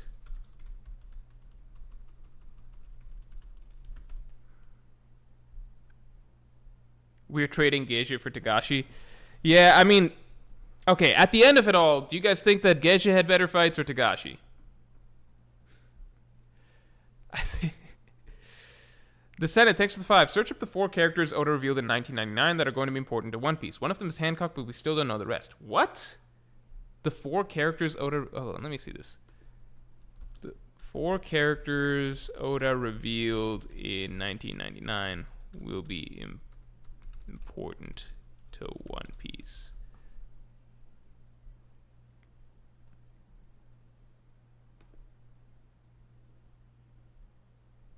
What? I mean, according to AI, it's, no, never mind. That's incorrect.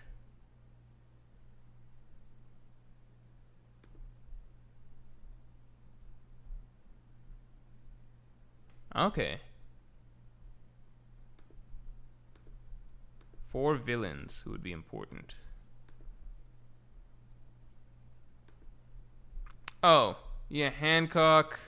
So what I've heard is that these are Shichibukai that never really made the cut. That were like early concepts for Shichibukai that he had.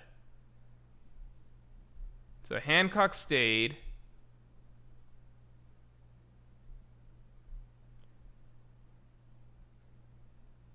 By that time, the story was entering the Grand Line, so I was asked to draw some enemies that would be in the background. So I drew about 4, and one of them was indeed Hancock. Naturally, when she appeared, I changed some things, but it's true that 9 years ago I drew the Shichibukai Hancock. Okay, interesting.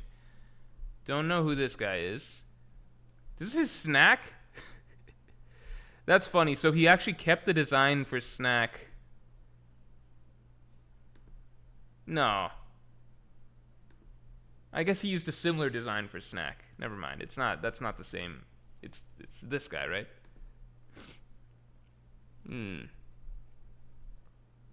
Okay. This is 1999, right? So he thought of Hancock already. What exactly did he say? He said 4 villains.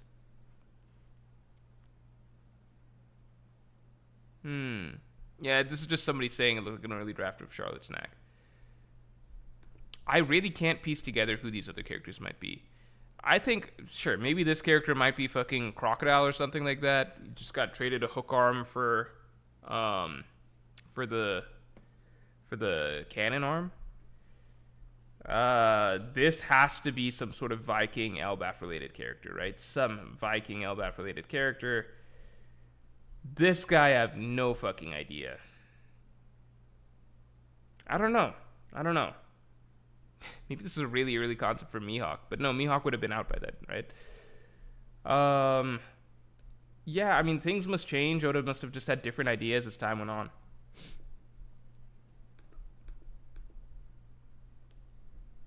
Sorry, hold on. Hold on a second.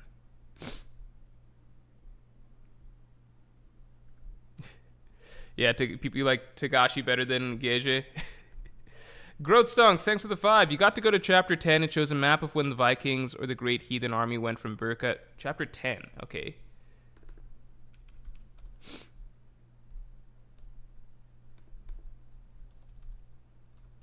Alright.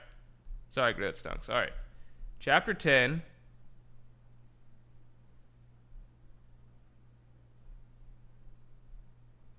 What? So I guess at the end of the chapter, right? So there's nothing like that here. Am I crazy, or did One Piece chapters... Never mind. Okay, here we go. Ah.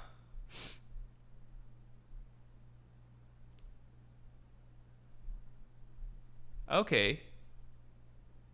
I still don't think this is strong enough evidence to say that York is going to be the name of the ancient kingdom. So it's Vikings part 1. Is there part 2? Let's see. Chapter 11.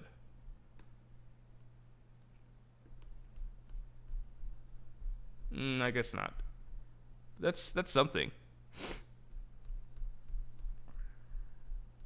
Morio Anime says Morj is pronounced gay. I just don't feel like that's correct. I feel wrong saying that.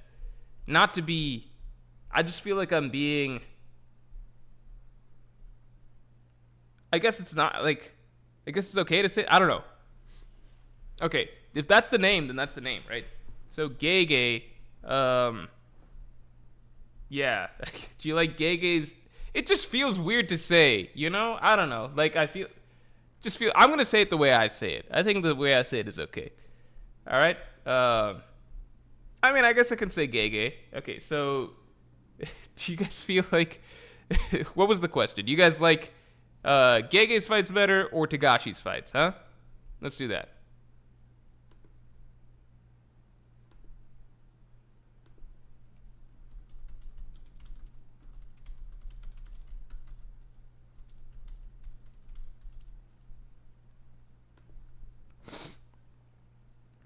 Everyone's gonna fucking pick Tagashi. I don't even know why I posed this.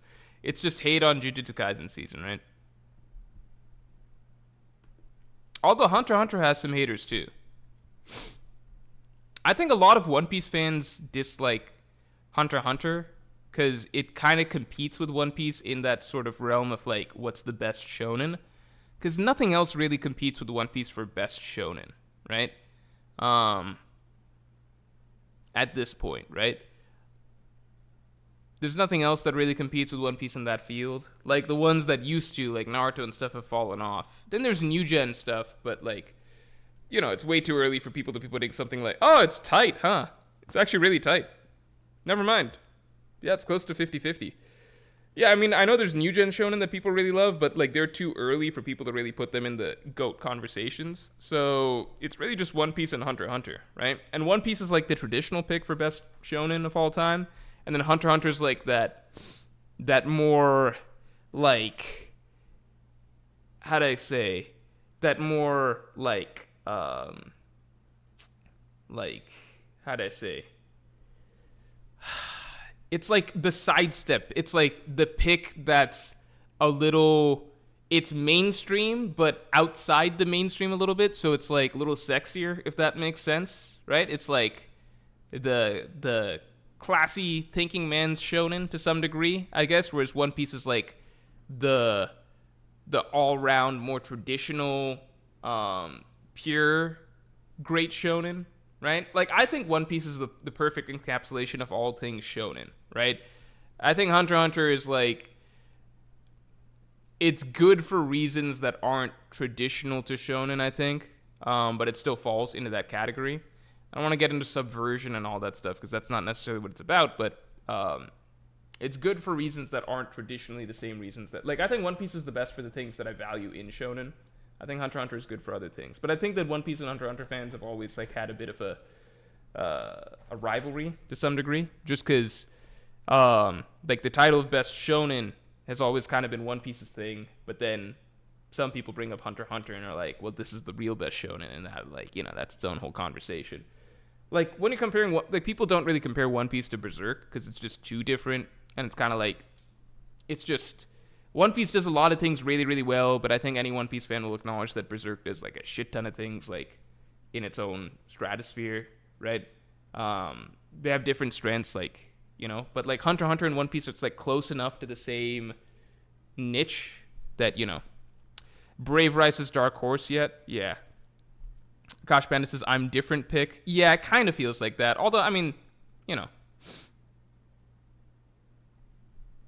I dislike the Drake and Kendrick Lamar comparisons. I disagree. I disagree. Okay, so people were close with Togashi and Gege for that. World of CJ Nation says Dragon Ball. I think everyone accepts Dragon Ball as, like, how do I say it? The true GOAT shonen, right? It just is. Like, I think most One Piece fans accept that as well. But even, like, most people don't think of it at, like, that's more of a legacy sort of thing. Like, everyone tips their hat to, like, Dragon Ball starting the whole thing, but that's more of an influence and being the first type thing. I don't think anybody thinks, like, Dragon Ball's the best written. When people talk about what's the best written shonen, usually it's, like, you got your One Piece ground, which is, like, the mainstream, and then you got, like, the Hunter x Hunter fans, which are like a subsection of that you know, it's hard to argue with also because Hunter x Hunter is really, really good in my opinion, you know? Yeah.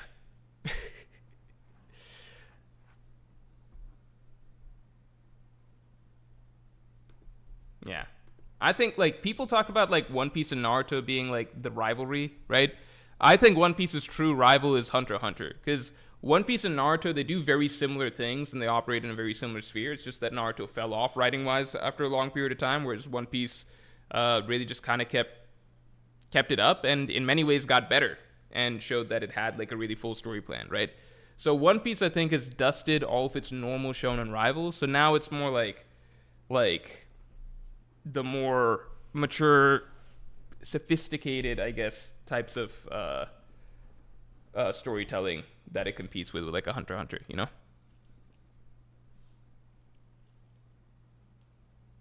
Now show, thanks to the 2. Where's the Wano analysis, Morj? You said September 17th. I swear I'm trying to finish the writing for it next week. This stuff takes some time, and I'm bad at estimating time. I've always been bad at estimating time.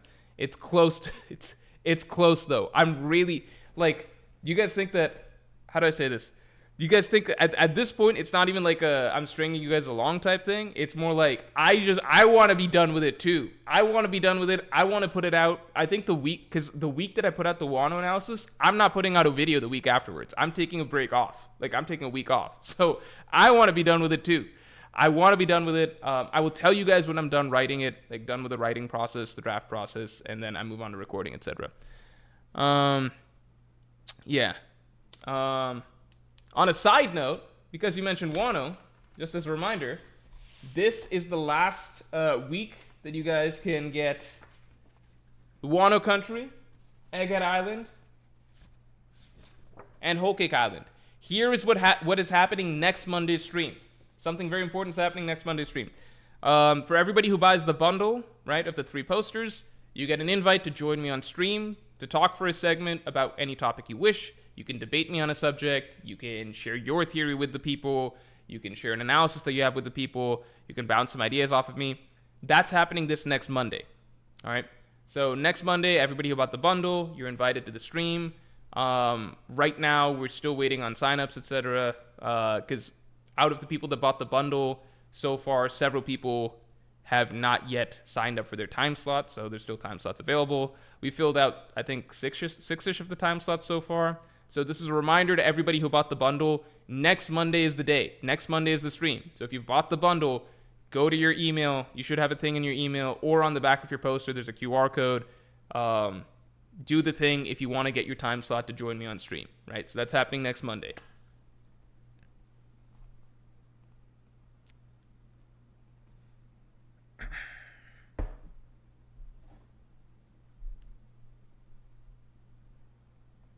Mario Anime says, I feel like Real is Inoue's best work. Is that the one that's basketball but in wheelchairs?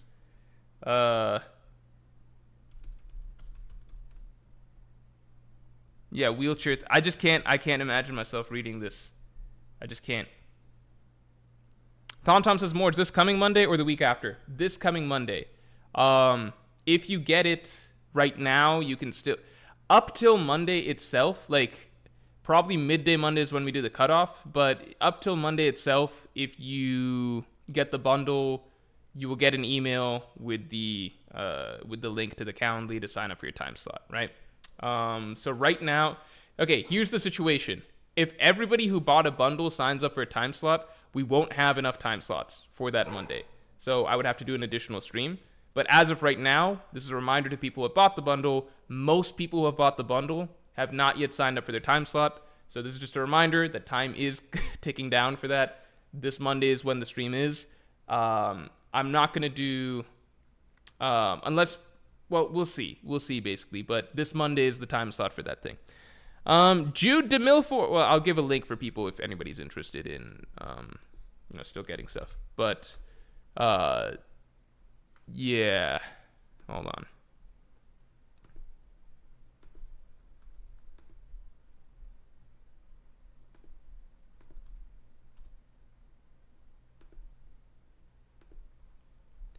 Jude DeMilford, thanks for your first super ever. I appreciate it. Hi, Morj. Your videos/discussions inspired me to consider making One Piece YouTube videos. Do I have your permission to mention you for specific videos/info if I make them? Yeah, of course. That'd be a really nice thing for you to do, because I think a lot of people would just straight up... there are people who will just... I don't know... take other ideas, pass them off as their own, etc., basically, without mentioning. So, yeah. That's up to you. I appreciate that. Jude DeMilford, thanks for the 3. Also, you should check out Kagurabachi if you haven't. I have actually heard... Who here reads Kagurabachi? I've actually only been hearing good things about Kagurabachi. It's actually really sad that it was such a meme earlier on. I read the first chapter, if you guys recall. I think I read it on stream. I think I read it on stream, but I read Kagurabachi. I didn't think it was all that bad, the way that people were framing it. The first chapter was just... there was nothing to it. It was just harmless. But now people seem to really like it. King J, thanks a lot. Chopper, who didn't drink, is missing now. That's a good point. Does Chopper not drink?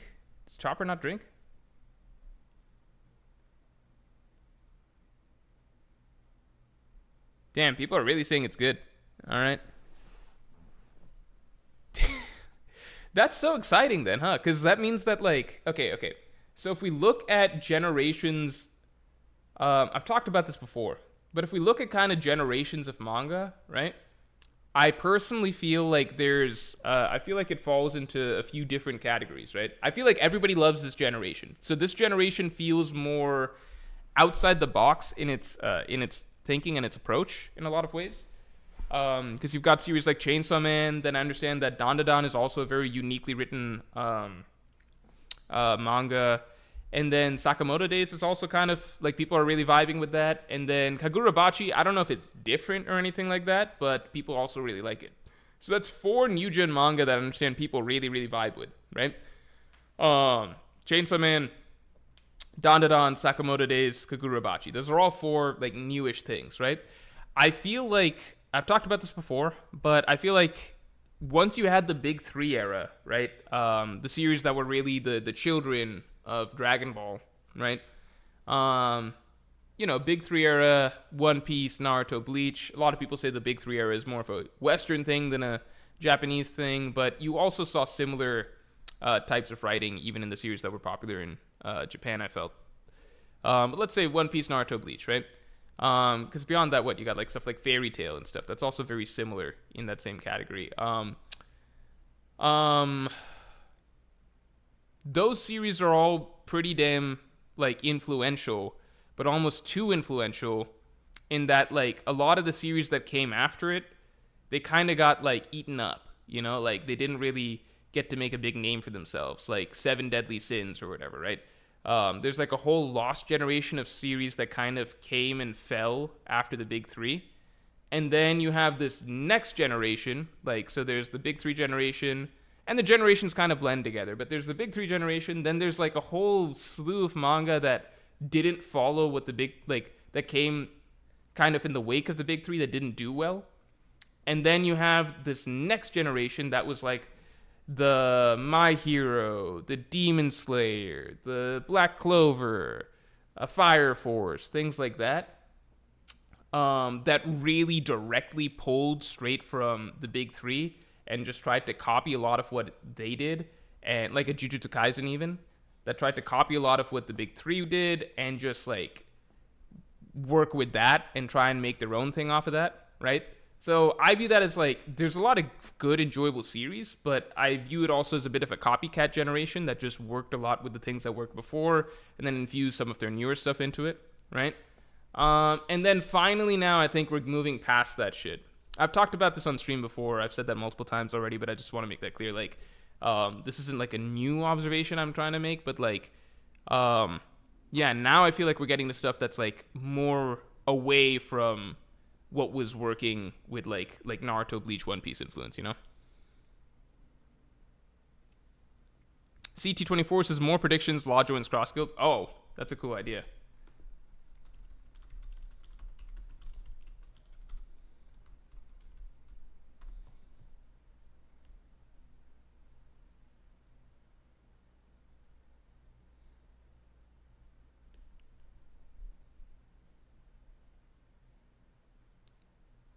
Centurias is more your anime. It's by Fujimoto's assistant. I've heard that all of Fujimoto's assistants like fucking kill it. Like they really, really.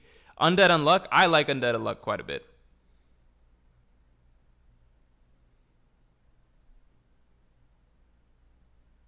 Leonardo Martin says Kagurubachi won the next manga award this year. Every winner has been successful. Well, that's good to know. Centuria. I gotta note that down. Gotta remember that. Morgan Anime says, Morj, will you be seeing Look Back in theaters? Yeah. I'm gonna read the manga first, and then I might go and watch that in theaters afterwards if I like it. I know it's just a one shot, so it shouldn't be a long read.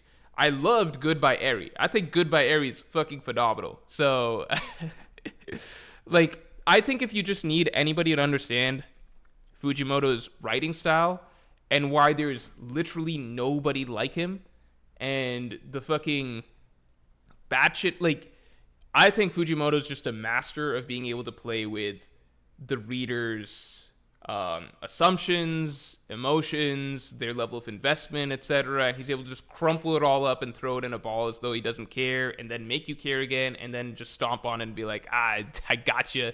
You're an idiot for care. Like, he's able to do so much. Like, just like you're kind of like putty in his hands, and like One Piece, you're putty in Oda's hands, like from an in-story perspective. But then Fujimoto, it's kind of like almost an out-of-story perspective, like what he, like, how much are you even supposed to care about this narrative? How invested should you be? How are you looking at it through the right lens? Like, are you reading too much into this? Are you, like it's like it's a more meta thing going on, which is always really fun. But I think that, yeah, Goodbye Eri wouldn't translate well to, like, a movie. So I'm curious as to how Look Back is. And it might be a lot different. I don't know. I think Goodbye Eri, I think, is just straight up genius. Like actually, it just feels like you feel like the writer just played with you, your mind, and your emotions, like, very freely from start to finish.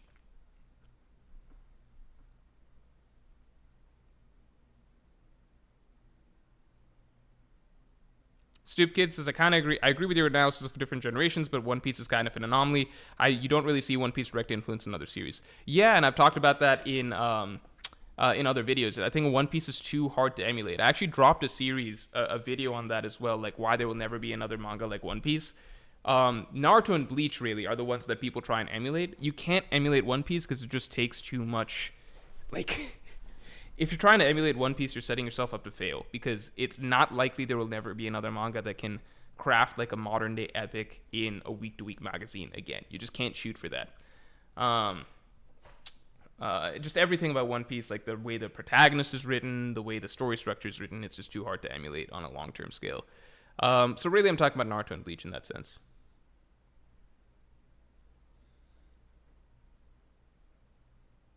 Yeah, I think Goodbye would just be too difficult to do as a film.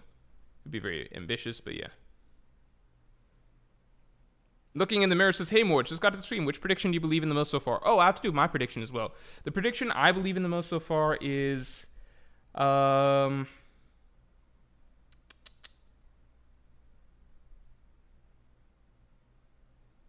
think a knock-up stream sending the Sunny on top of Yggdrasil from Tom Tom. I think that might be the one I believe in the most so far. I could also see the Loki reveal for sure. I could also see, I thought somebody said that the sun god is the lion.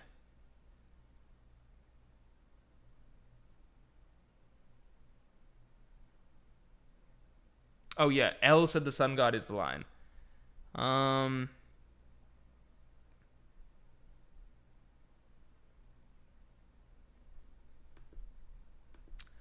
I'm gonna say, I think next chapter I'm gonna say Kid is revealed to still be on the island of Elbaf. That'll be my prediction. Real Linskov, good to see you. Waking up at 4 a.m. for work, accidentally catching the stream too. Real Linskov is a previous winner of these competitions. The sun god is a giant who pretends to be the real sun god to trick the giants, maybe Loki. Yeah, okay, I could see that. Okay. Sun god is a giant who is pretending to be the real sun god, might be Loki. Do we have that already? Let me see.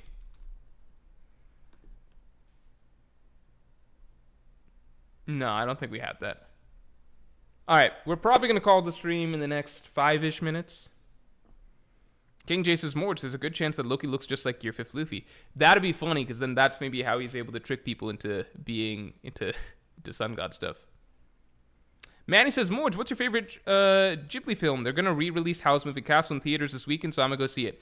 I have 3 Ghibli films that I really, really love. Howl's might be my favorite purely due to nostalgia reasons, because it was the first Ghibli film that I watched.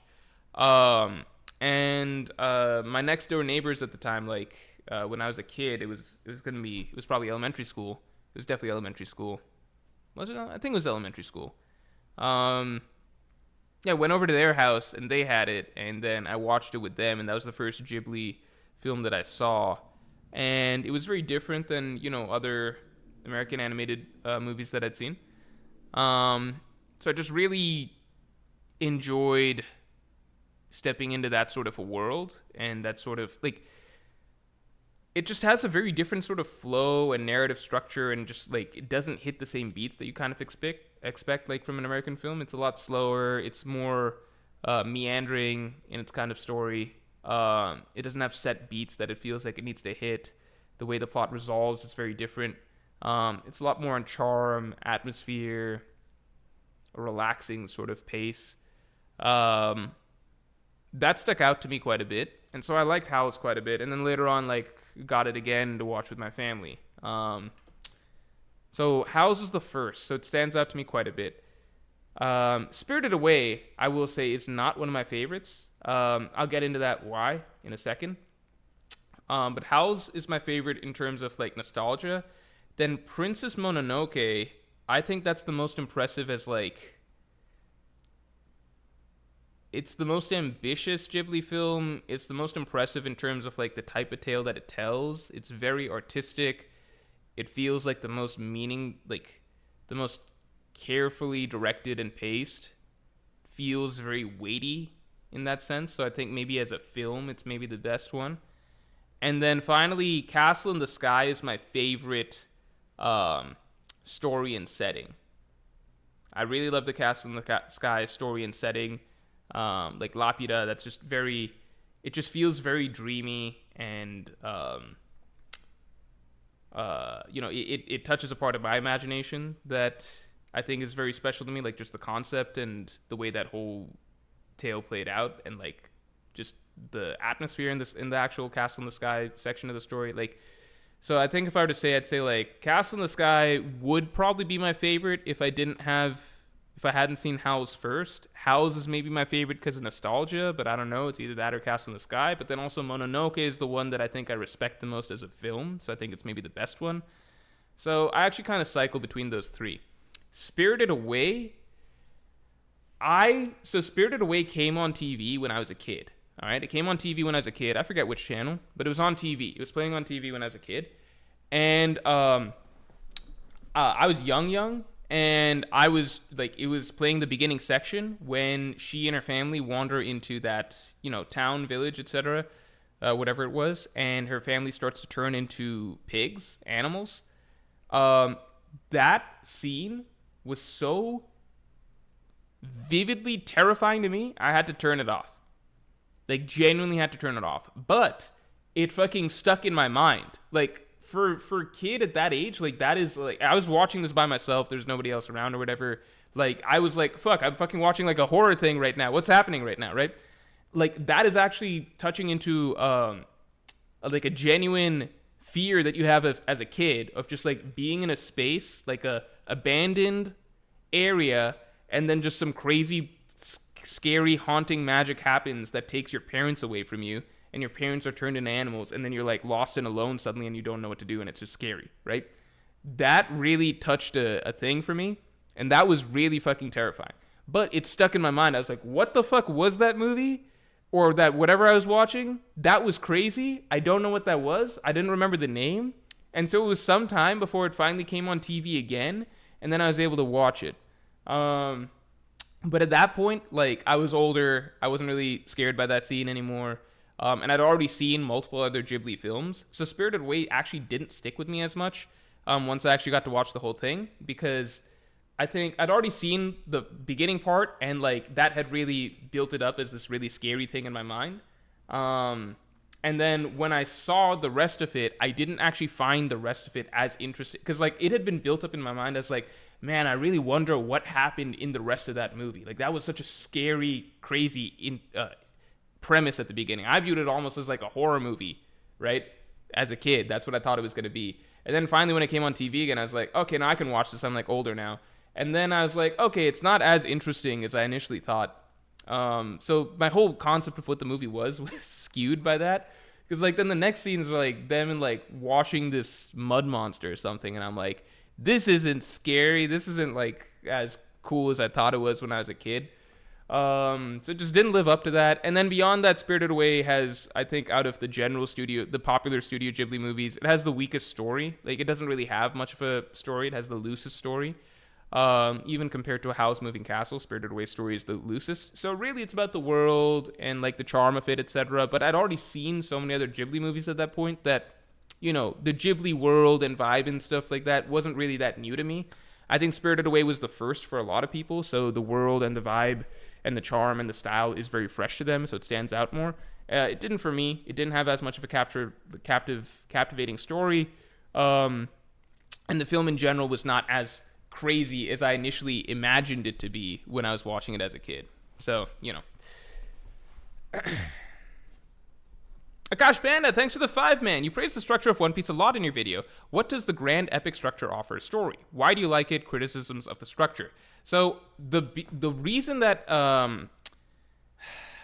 piecing that out, the grand epic structure offers a story, I think, more than anything, a sense of weight and grandeur, because, like, we as humans, I think we romanticize things that kind of feel like they're sprawling and vast, right? So it applies to so many facets of, like, why are we so enthralled by great structures of the world, right? Like pyramids or like any of these sort of towering works of architecture throughout history, right? Like or songs, right? Like, we love songs like pop songs, etc., that come on the radio, but then there's something to be said about huge symphonies or orchestras or things that feel like they have a lot more pieces going into them, right? I think that we just, as humans, like, we have a sort of appreciation for the idea that, like, you can build something that carries more weight if each piece is really good, and you can keep expounding on something bigger and bigger till you've got something that is really, like, takes up a lot of imaginative space in your head because it just feels like such a grand work, right? So I think that the epic structure really has the storytelling, like an epic structure really has that appeal in the sense that um, even while a short work might be a lot tighter and more polished because it's easier to tell one singular really good thing than trying to continually build something that's good consistently piece after piece over a long period of time, right? There is something to be said about just the feeling of the weight of just like, wow, this story is so vast. There's so much to peruse. It keeps growing and building and turning into this sort of Goliath of fiction, right? There's something very powerful and appealing to the human psyche about that, I think, when it comes to these sort of grand epics. So in terms of the structure, I think that just the weight that it carries by being a consistently good story and setting up such a large story structure, I think it also has to be structured, right? Because you can't just I know Detective Conan goes on for like a crazy amount of time, like it's as long as One Piece, but it's more episodic is my understanding, right? One Piece, it's actually building a much larger story, which feels like it carries like a lot of meaning to readers that, wow, we're reading something that stretches our imagination to, to places that we couldn't have imagined. Like, because it's hard for us to imagine a singular story and singular narrative structure that's so well thought out, taking place over such a long period of time, we really, really value being able to delve into something like that, like something that can offer so much enjoyment and that feels so thought out that it just boggles the mind, right? That it just takes place over such a long period of time. So I think that there's a lot of value in that. I personally like it for all of the reasons that I just mentioned, right? I just think that there is something very special about just feeling like, wow, there's just this grand, larger than life tale, right? Like it's just so encapsulates so much and it all works together. It's just you have an innate appreciation for it, and you just you feel greater immersion sinking into something that's that deep, that there's so much to it, that there's so much you can delve into, right? You can just you can really bury your mind and your your imagination into something like that, right? Much more than a tight little short book. Criticisms of the structure is that the reality is that it's going to have more flaws over time because it's harder to stay consistently good. It's much easier to write like a singular... It's the same reason that like if you asked Oda, would it be easier for him to write like a singular one really good, tight, perfectly written arc that he could spend 10 years crafting, right? Or come up with new shit for One Piece week after week after week. Like there's going to be arcs that go up and down, little holes here and there, etc., because it's just too much, right? If you spend 10 years thinking of like one short 100 chapter story, right, or spend 30 years writing this 1100 chapter story, the short 100 chapter story, it's probably ultimately going to be tighter, right? Tighter. Every bit of it is going to be thought out. Every word, all of it is going to be very meticulous. The structure, what every character does, every character's purpose, no fluff, nothing like that, right? Because it just makes more sense. Like, more time put into a tighter, less convoluted piece of work, right? What you're trading up is obviously the value that comes from building something that is so vast that, at a certain point, yeah, it's going to have its flaws, but the value of being able to delve into something that just feels like it has so much substance and so much to sink your teeth into and so much to think about and so much to imagine about, there is value to that I think in some ways outweighs just telling one short, tight story. So yeah. All right, everybody. I think I'm probably going to call the stream on that. Oh, no, I got a couple more. Hold on. Got a few more, and then I'm going to call the stream. Am I missing anything?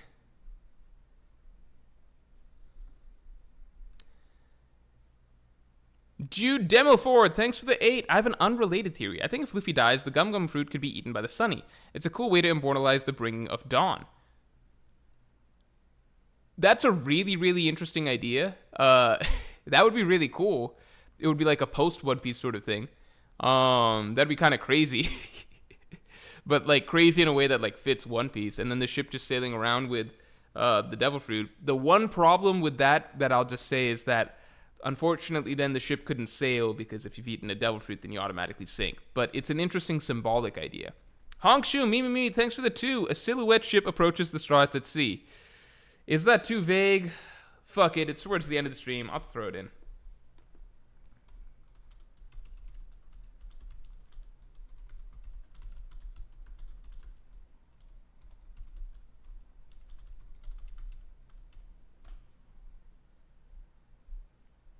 Chinho Wong, thanks for being a member for 19 months. Fake Sun God is Lego Man. Hate on Lara above is dumb. I don't know what that is. Hate on Lara Abova?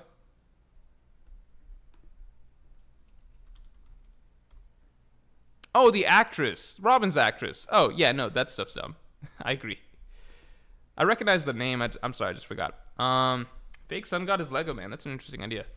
Fake Sun God is Lego Man.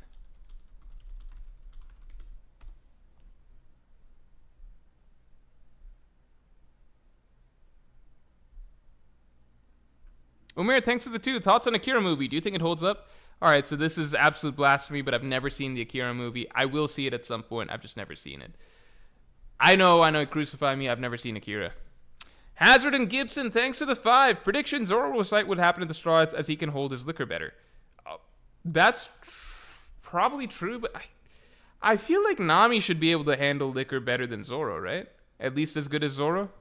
But, let's see.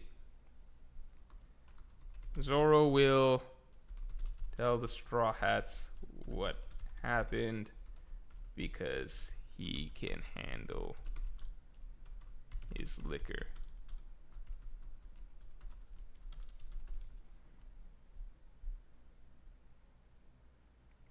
Oh, I know I know. All right, everybody. We are going to call it here. Thank you all very much for tuning in. We're going to see who got their predictions correct. Obviously, once this chapter comes out, all the people who win will be announced in the chapter review of that week, and they'll be made mods in the following streams. So, yeah, thanks everybody for tuning in. And next Monday's stream, viewers will be, like anybody who bought the bundle, you get your opportunity to sign up for that. Reminder, most people who have bought the bundle have not yet signed up for that stream time slot. Get your time slots, because if more people start taking those time slots, then the time slots might be gone. So, yeah. And yeah, last chance to buy the bundle. Basically, it closes out as of that stream. So the link is there. If you want the bundle, you get obviously the Egghead Island poster, you get the Wano Country poster, you get the Whole Cake Island poster. You get to join me on stream next Monday for a live segment. And you get to join a private online happy hour at a later date. So yeah, thanks everybody. Yeah, and thanks for tuning in. I will talk to you all later.